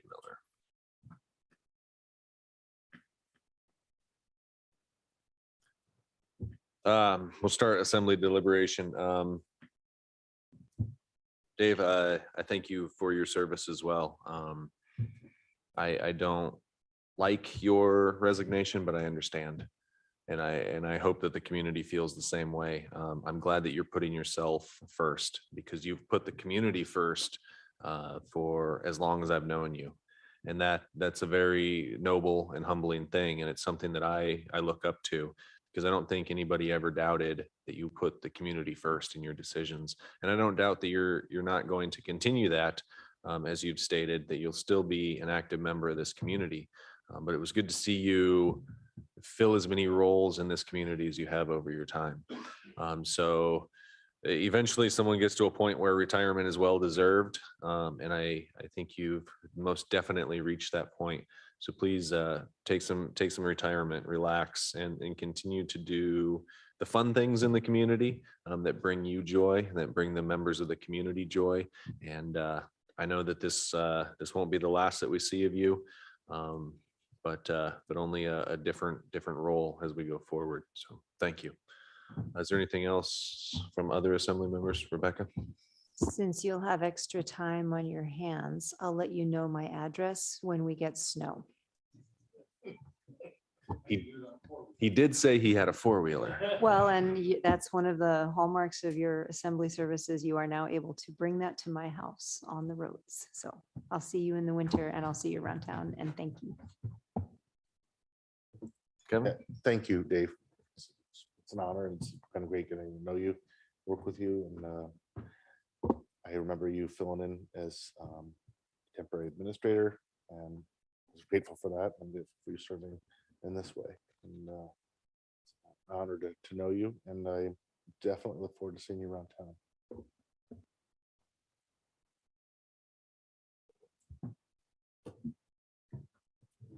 I'm just going to say a couple of things. Uh-oh. Yeah, just a couple. First, I'll tell you, a year ago when I took this job and I got assigned to the board, my boards and commissions groups. And I thought, oh my gosh, what am I getting into? The library commission. Oh my God, I don't know. I haven't been in the library for years. But between the library and the historical commission, and I sat in on a couple others over the course of time, I really learned a lot of great stuff. If you never sat in on some of those, you should, because there's some great information out there, especially, well, the library commission, but the historical commission. Man, there's stuff I learned about Sitka that I had no clue about sitting in on those meetings, and they were truly great. You should do that. And in fire departments, we sell T-shirts. People collect T-shirts. They do that in libraries. Yeah, they collect library T-shirts. Can you imagine? I didn't know that.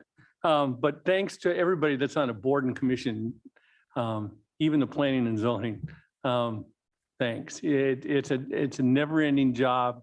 There's lots of stuff always going on. I sit in after the library commission, I think it is. I sit in a half hour and listen, and it's never ending, and I appreciate that very much.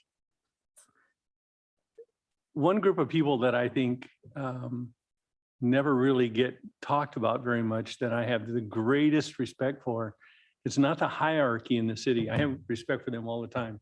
Guys like Leach and Harmon, and I have respect for them. But it's those guys that are out there in the field doing the daily work that really do a lot, that we really don't see a whole lot of. It's, in the last week or so, we've had 2 or 3 water breaks. And it's never on a super nice day when that happens. And they're down there in that hole, covered in pipe and water's flowing everywhere. But they're in there doing their job. And I know it's their job, but man, they really go to town and make it work. They care about the city. And there's a lot of those guys that work for the city that are just that way. Electric department and the turd divers, and man, there's just a ton of them out there. Those guys deserve all the respect in the world. And Shiloh left. Shiloh runs a great operation with the water department and the wastewater treatment. That is a great operation, and the guys there work great together.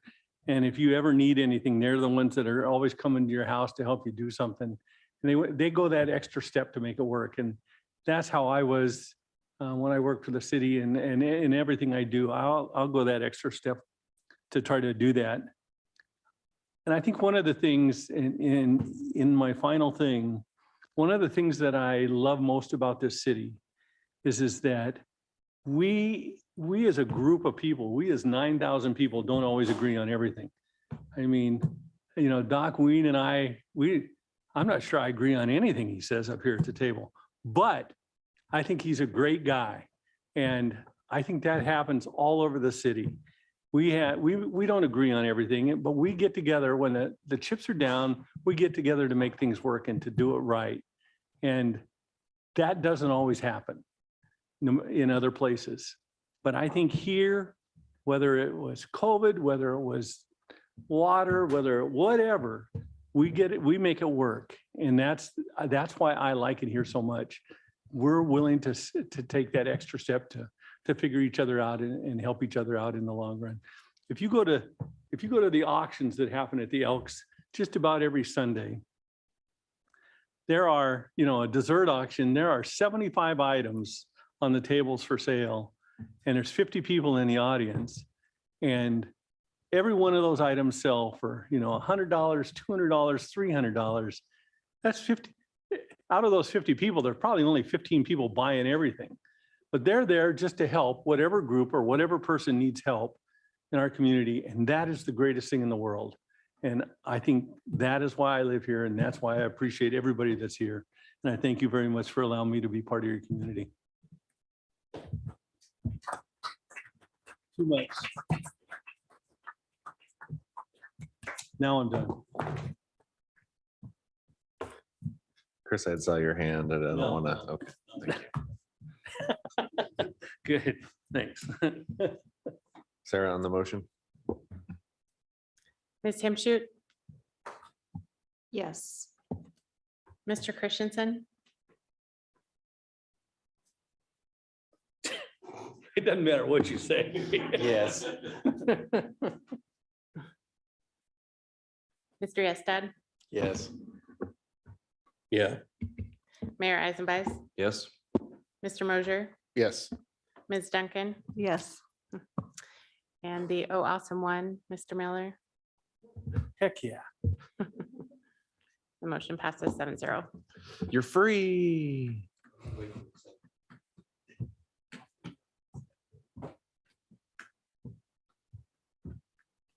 Appreciate your service.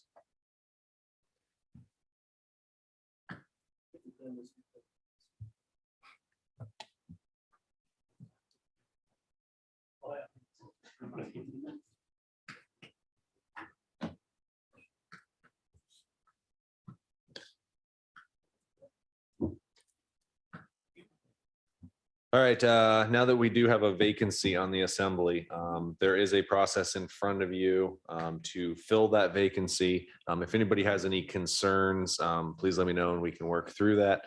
If not, a motion to go forward with the process in front of you. I move to request through the municipal administrator to 1, advertise for letters of interest October 12th through noon, October 24th. And 2, place an item on the October 25th agenda to appoint an assembly member to fill the vacant seat until the next regular election when a successor is elected and qualified to fill the remainder of the term. Second. It's been moved and seconded to advertise for letters of interest and to place an item on the October 25th agenda to appoint the vacant seat. Is there any public comment on the procedure?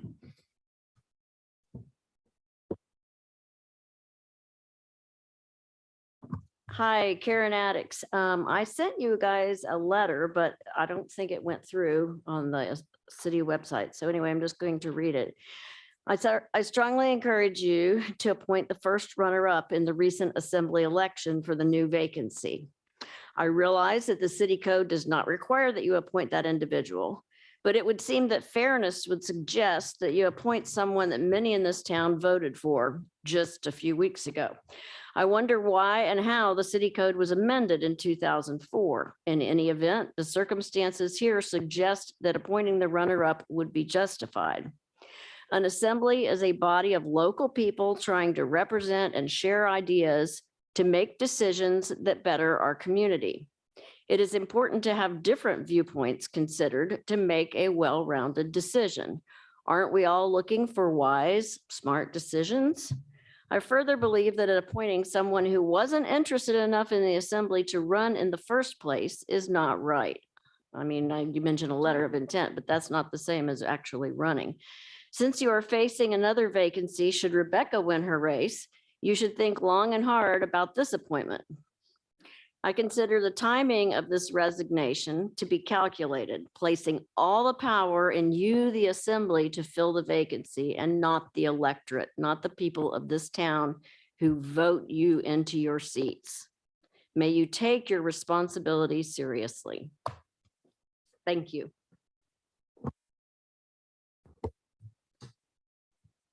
Any other comments on the process to fill the vacancy?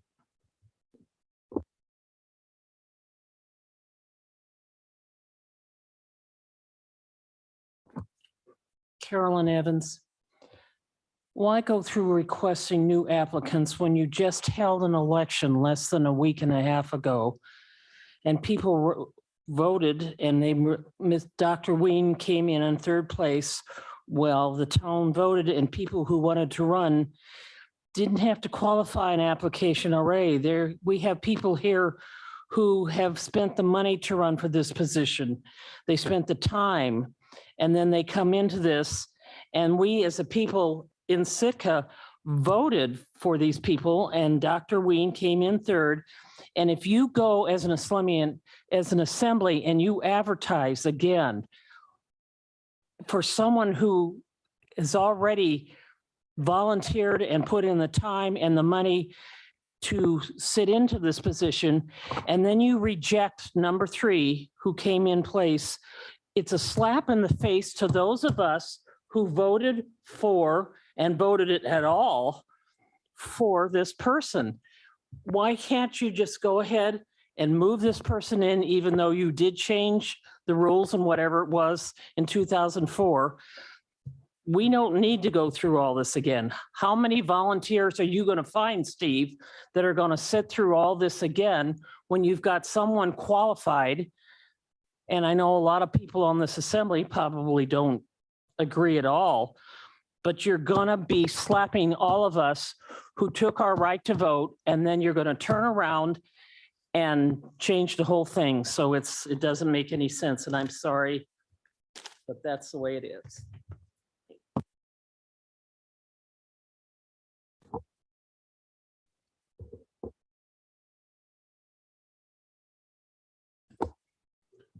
If you could hit the button on the bottom, here? there you are. Okay. Thank you. Shirley Robarts, 65, resident of Sitka. And I really feel that my vote didn't count because I think the third person, that's the way it used to be all the time. And I know they did change it. I don't really remember why, but I'm sure it's in the minutes. But if somebody doesn't like somebody, it's not right that they spent a lot of time walking around, talking to people and getting 1,000 votes to not give it to them.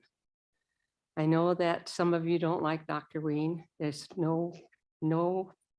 we know, everyone knows, and they know who they are too. So I think that you should really think about it. I think you should go by the votes. 1,000 votes is a lot of votes. And it's too bad that maybe I could get a petition together and give it to you folks and see if it would change your mind. But I know what you're doing. You're looking for somebody that's going to vote the way you want to vote. And you know Dr. Ween is very, very smart man, and he knows what he's talking about. And I know a lot of you don't like that, but I think it's wrong. Thank you.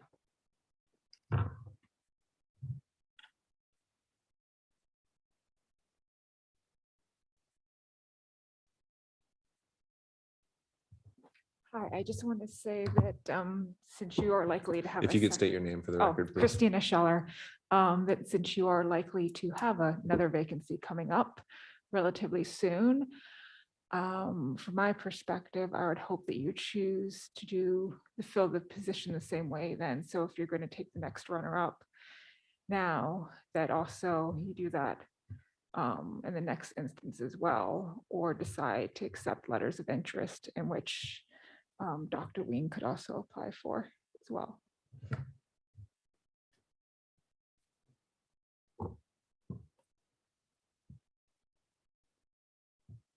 Any other public comment on the process of filling the vacancy?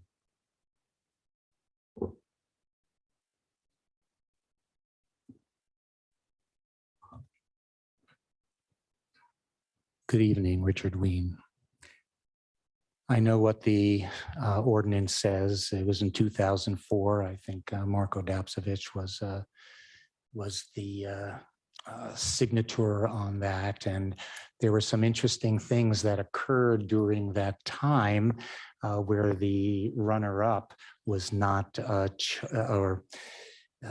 there was the effect of that was to cause at least one time somebody who had duly participated in an election not to be appointed. and someone with a letter of intent got it. I'm a big believer in participatory democracy. I know what the rules are. Everyone is within their right to do this. But within a participatory democracy, a letter of intent is not a vote. It is not democracy. And so I think you really need to consider that, because tonight we just kept speaking about precedents. We don't want to set the precedents. Well, I think letters of intent do set a certain amount of precedents. And what it says is, maybe I should hope that a seat will open up and then I don't have to really do any work except exude my personal charms in order to obtain a seat. I apologize to everyone if I did not graduate charm school, but that's a fact. But I did graduate a lot of schools, and I love to do my homework. So, but I know what it is. You will do what you will do, and I respect that. So, thank you.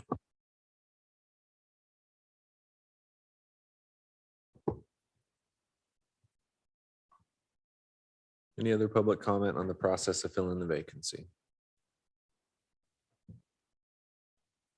Back to the assembly for deliberation. Rebecca? Yeah, thanks. I just want to make really clear that we haven't ruled Dr. Ween out. He can put in a letter like everyone else, and I'm hoping that that's one of the outcomes that we'll see. But until he does that, we don't necessarily even know that he is interested. So, but I think more important is to point out that this presents an opportunity for someone who maybe doesn't have the wherewithal to run an entire campaign, but might be interested in being on the assembly. And my point here is, in the schools, we often, in my experience as a teacher, have to create conditions for kids to overcome barriers that may not even really be there, but they perceive them to be there. And so this might be creating an opportunity for someone who didn't think they could handle an entire campaign. It's grueling, it's not easy.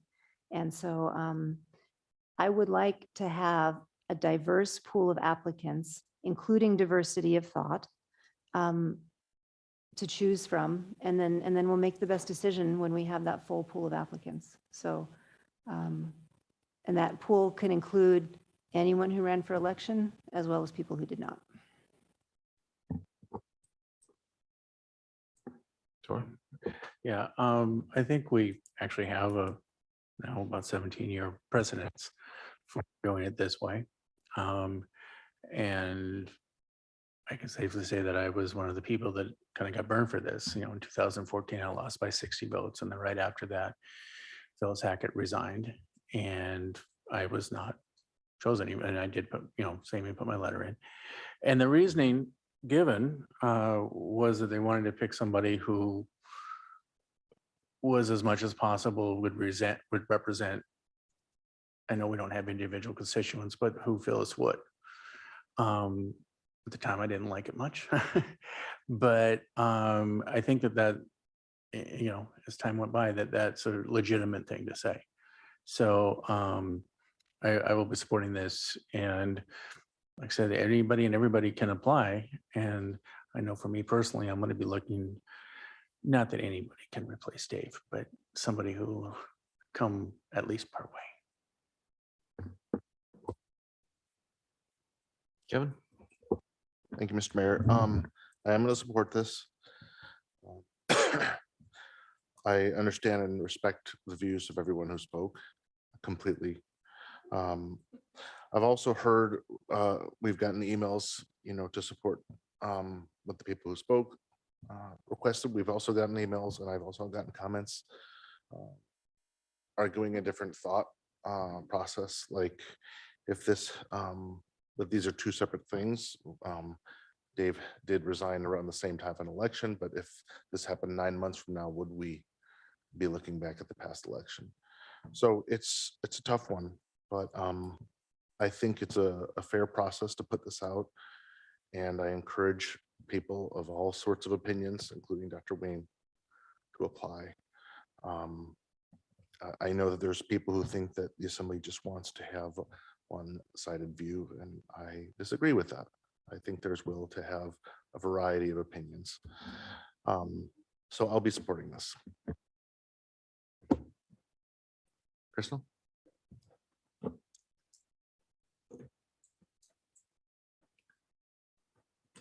I'm repeating what's already been said, and I thank you for being the one to say it. You, basically the three of you, I thought I would have to bring it up. In the last decision, we just clung to the code and we said, this is what basically shapes our decision-making at this table. And we have code that applies here. And so referencing back to that, it would make sense that we would follow the process as outlined. But I was thinking, and this is usually hard for me to express, but we're supposed to, us as a body, when we look around at one another, in fact, when we look at what's been brought up as another potential person leaving this body, do we have that diversity of perspective and are we reflective of the community at large? And so rolling from that thought, it led me into the election process itself, which you also covered. We know it's not free to get elected to the assembly. Even if you just show up for the forums, you do no advertising. It's difficult to get your name out there and convince people to vote for you. So the election process itself, we know it's prohibitive, we know it's intensive, and we know that that drives people from considering this role.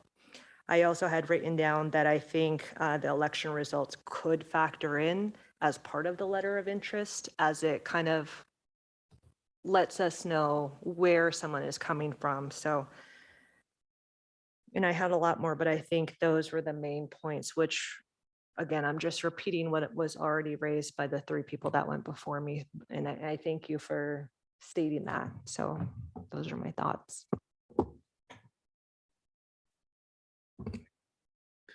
No, I'll go first.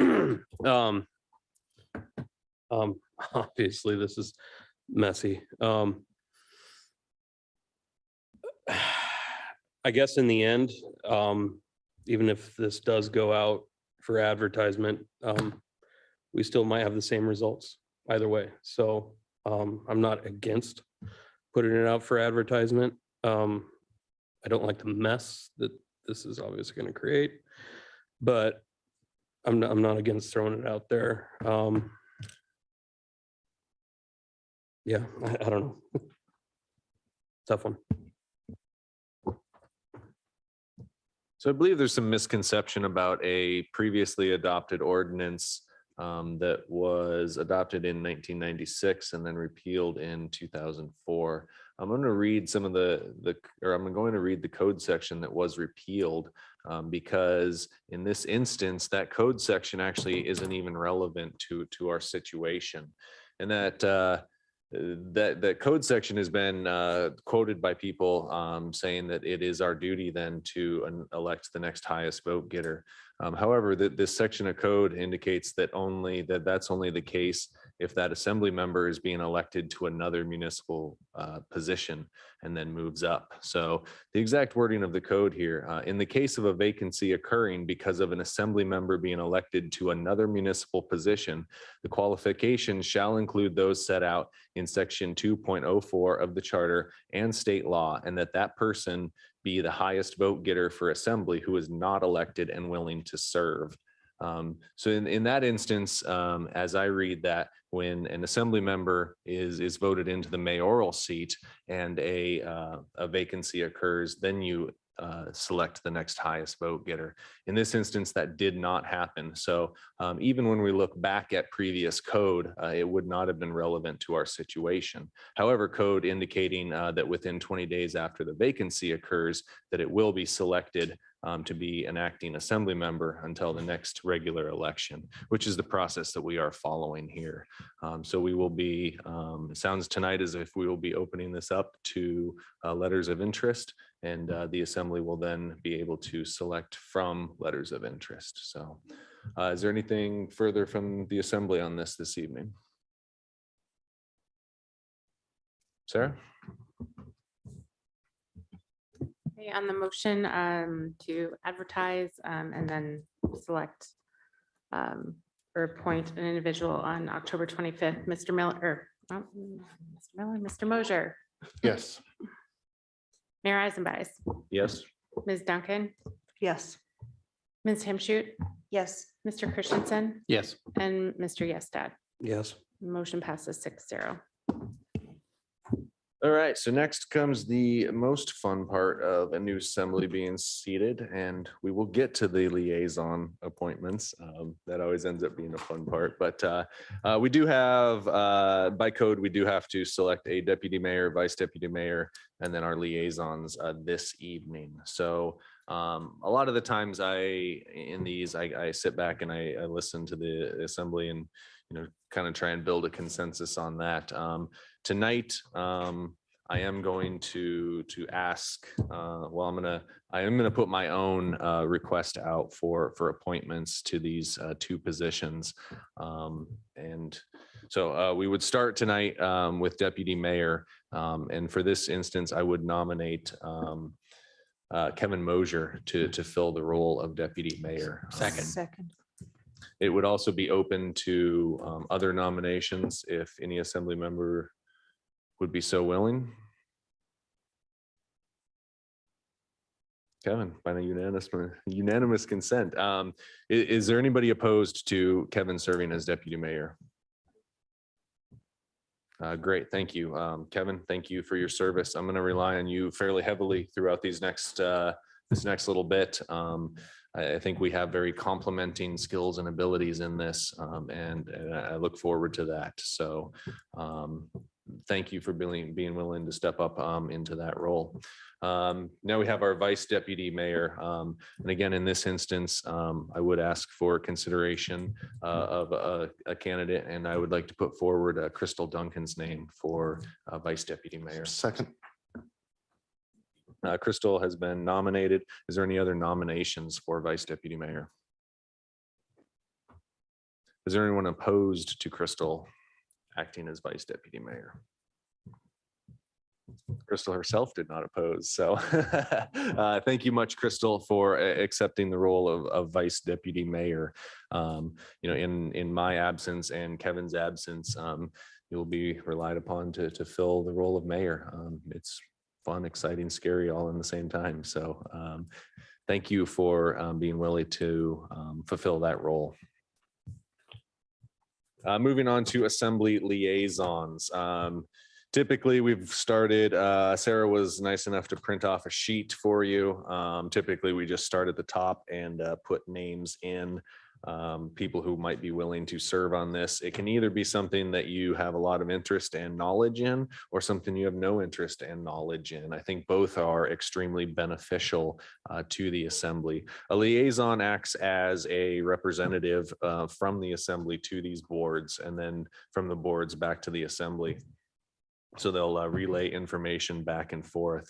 While sometimes they're asked to participate in committee discussions, they're not a member of as such. So with that going forward, let's see, we need a Bear Task Force member. Can I ask a question? Yes, please. Did you want to go first?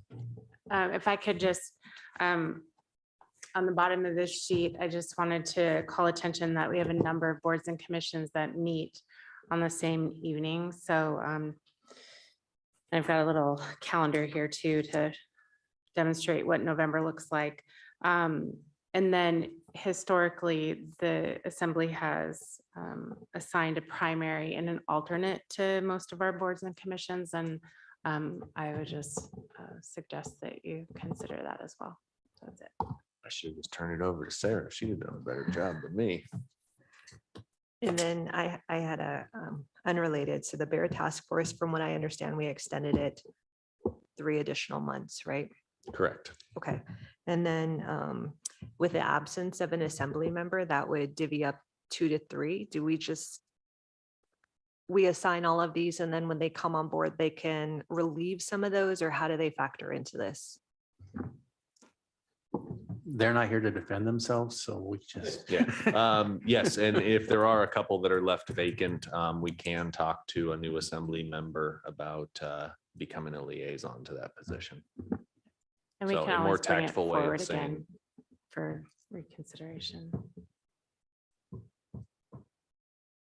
and I would also point out that there are a couple that are required by code to have a liaison. While it's nice to have liaisons to the others, we've also been working on having chairs come present to us on a periodic basis. So if a liaison is not chosen, code does not prevent us from going forward as such.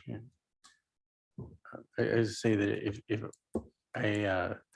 I find myself in a kind of a strange position because it's often a case of juggling schedules and things. And there's, and I was just going to say that I know that I would like to try and be planning and zoning again because there's some projects there that I've kind of got started, but or not I started, but are ongoing.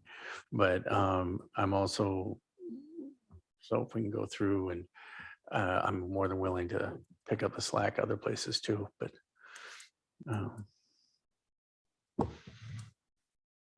Great, thank you. Starting with Bear Task Force. Is there anyone able to serve for the next 3 months anyway on the Bear Task Force as liaison? And at this point, just jump in if you have ability to. All I was going to say is that I was the liaison this last round, but I have like 4 on my list, so we can come back to that. I would love to finish it, but I just don't want to over assign myself. Understood. GPIP Park Board. I'd like to do that one. If I could. Who was the previous liaison? that was me, and I'm more than willing to pass it back off to Chris. Would you like to serve as an alternate? in Sure. Case of? Sure. Sarah, do you have that? Thank you. Health Needs, Human Services.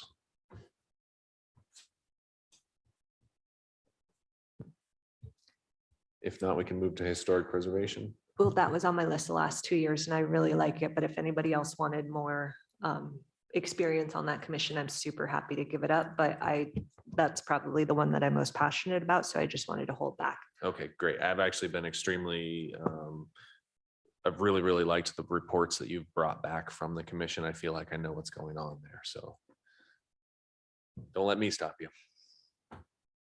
I'll do it. Would there be someone willing to volunteer as an alternate? Yeah, I'm interested in it, but I mean, I'm not even sure how to participate at this point, but I'm here, so I'd love to be the backup on that. Thank you. Historic Preservation, we do have to have a liaison to this one. I am willing to do that. I've never done it. Wait a And minute, I thought we were talking about historic preservation. You were talking health needs, human services. Health Needs. So sorry, I can't do that one. I can't be back up on that because I'm working at noon. Sorry. I can be back up on Health Needs. Thank you. Historic Preservation That's the one I was interested in, but as primary or alternate? either. if you want to start out as primary and I'll be alternate, we'll see Okay. what happens Mhm. in a month or two. Investment Committee? I'd like to continue doing that. It's not a, it's very interesting, I think, but if somebody else really wants to, I'm gonna stand in their I'm way. happy to jump in as an alternate for you on that Okay. one as well. When does that meet? About As once needed every and 3 varies. months. Great. That fits right into my schedule. Yep. Library. I will do it. Thank you. Is there someone at this point alternates? And just to clarify as well, if there is not an alternate, a lot of the times we'll get an email from Jess asking if someone can. So if there's not an alternate as well, we can still work through that process.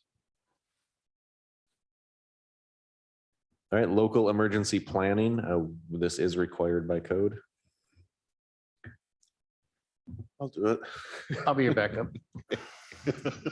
Thank you. Parks and Recreation. We Oh, I can could do come- it. Okay.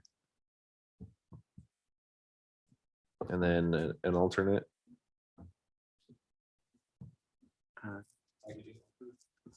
Okay, thank you. Planning and zoning. Yeah, I would like that if I can. I don't see anyone else jumping excited. Yeah. Thank you for that one. That does require 2 meetings monthly, and so it's another extensive time commitment. What I avoided it like the plague for years because of that, but it really is fascinating. And it's some really good work is being done. Not just zoning variances. Police and fire. I'm interested. Thank you. Anyone for alternate? I'll be alternate. Port and Harbors. Yeah, I'd like to do that. It's almost like you know about both of these or something. An alternate for Port and Harbors. The new one on our list, the Sustainability Commission. I'd like to, if it's okay with everyone, it was kind of the liaison, it was liaison climate action task force. I'd like Yes, to- and I think it was largely in part due to you that this commission even exists. So please. An alternate. I'm willing, Thank you. but it depends on the meeting time. If they set a daytime meeting time, then we'd have to change. Yeah, if that Or does I- come up, we'll just I take my think name we off. could, yeah, thank you. Tree and landscape. I love my tree and landscape, so Okay. I haven't been very effective lately. I apologize to that group. And then that'll bring us to some informational ones. These are the two that I've served on in the past. CETA, if someone else would like to, happy to have that, but I'm also happy to do that one. And then Sitka Tribe of Alaska, I believe it to be important for the mayor to be the liaison, unless there's a disagreement. Okay, a school board liaison. I also realize we haven't left necessarily any primaries open for whoever the new member is. We can fill these now, or we can come back. We can fill them now and then, give a couple up if schedules aren't allowing, or we can leave one or two open. With that in mind, I'm happy to continue on school board, but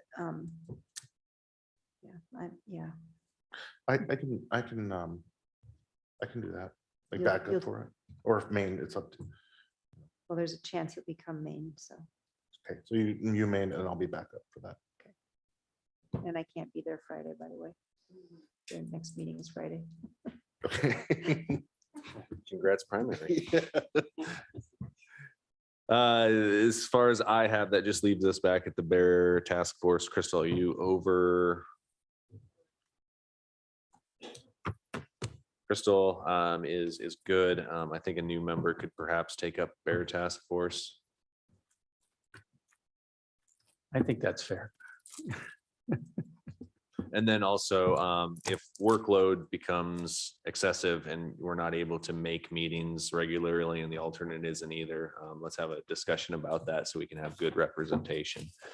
As I talked tonight, realizing that we haven't had a chair of a commission come recently.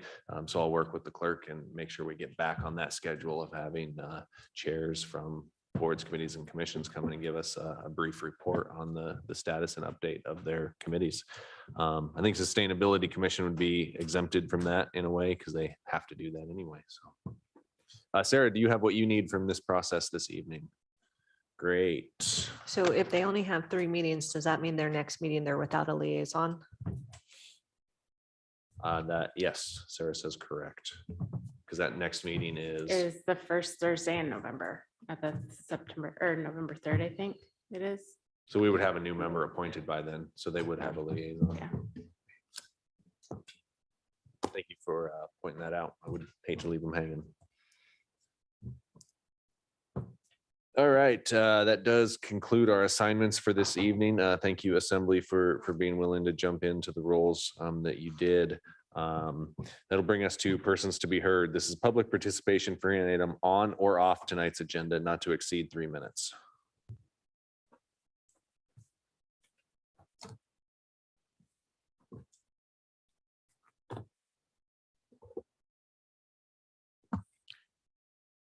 Good evening, Assembly. Richard Ween. I am going to steal a line from our former Secretary of State, Hillary Clinton, and that is, I am persistent. And so I will be commenting for the next future time, one way or the other. I'd like to point out that 2 Fridays ago, Carnival Cruise Lines was asked to give their financial summary. And when they did so, their losses were such that their stock dropped almost instantly 20%. And this was even noted in the financial report that this was with heavily discounting their cruise ships. And there were any number of articles for, here's an example, a headline, "Nothing is certain in the cruise ship industry." You don't have to argue with me, just go to Reuters because they reported this. And the important thing to remember is that when developing plans for tourism, you really need to learn how to grow. And I've said that before, but I don't believe anything is certain. If you look at the economy, clearly mortgage rates are higher. If we had to borrow more money to increase our electrical output, as was suggested by KCAW, with the Coast Guard and search coming online, I think it could be very interesting. So you have to learn how to grow. And I just feel that the economy is shaping up, at least in the near future, as very difficult. I'm sure you heard that OPEC plus, what does the plus mean? OPEC plus will be cutting oil production by 2 million barrels a day, starting in November. I do know that the president has ordered the draining of our strategic petroleum reserve, and that's in an effort to keep oil prices down or gasoline prices down as we approach an election. But I think a lot of interesting things are happening. And speaking of the wheelhouse, what we need in the wheelhouse is somebody who knows how to read a GPS. Or at least knows how to do dead reckoning, because the future of the city depends on it, and not supporting the building of infrastructure without real forecasting and foresight into the process. Thank you. Is there anyone else under persons to be heard this evening? Any item on or off tonight's agenda? Seeing none, that'll bring us to reports. Last night, me and my son, we went out to the Indigenous Peoples Day celebration out at UAS. It was very widely attended. In fact, I had trouble finding a parking spot that evening. So that was very cool to see. There was some food offered. There was breakout sessions with activities. We got to touch a hermit crab, and other kids were painting replica paddles. So there was definitely something for all. It was again, it was a very well attended event, a very great event. So I'm really glad that could be hosted. And I think I'd be remiss without giving some acknowledgement to the Vice Deputy Mayor, Crystal Duncan, who was absolutely instrumental in putting that together. And I was absolutely honored to see her perform in her element. I'm sure she was a little bit nervous on her speech, but she did an absolutely amazing job. So thank you for putting that on. Thank you for bringing that event to the forefront. And I hope to continue to see the event grow in the future. John, do you have a report this evening? No report. Brian? No report. Liaison representatives. You don't have one? Sarah? I have one. I would like to thank CBS staff and all of our election workers for their help in conducting the municipal election. I'm extremely appreciative of their hard work. So job well done. Agreed. The elections couldn't have gone off without everyone who put in countless hours to make that happen. So appreciate their efforts as well. Any other reports this evening? Seeing none, that would bring us to adjournment. Motion to adjourn. Second. All those in favor say aye. Aye. Any opposed? Thank you, Assembly. We are adjourned.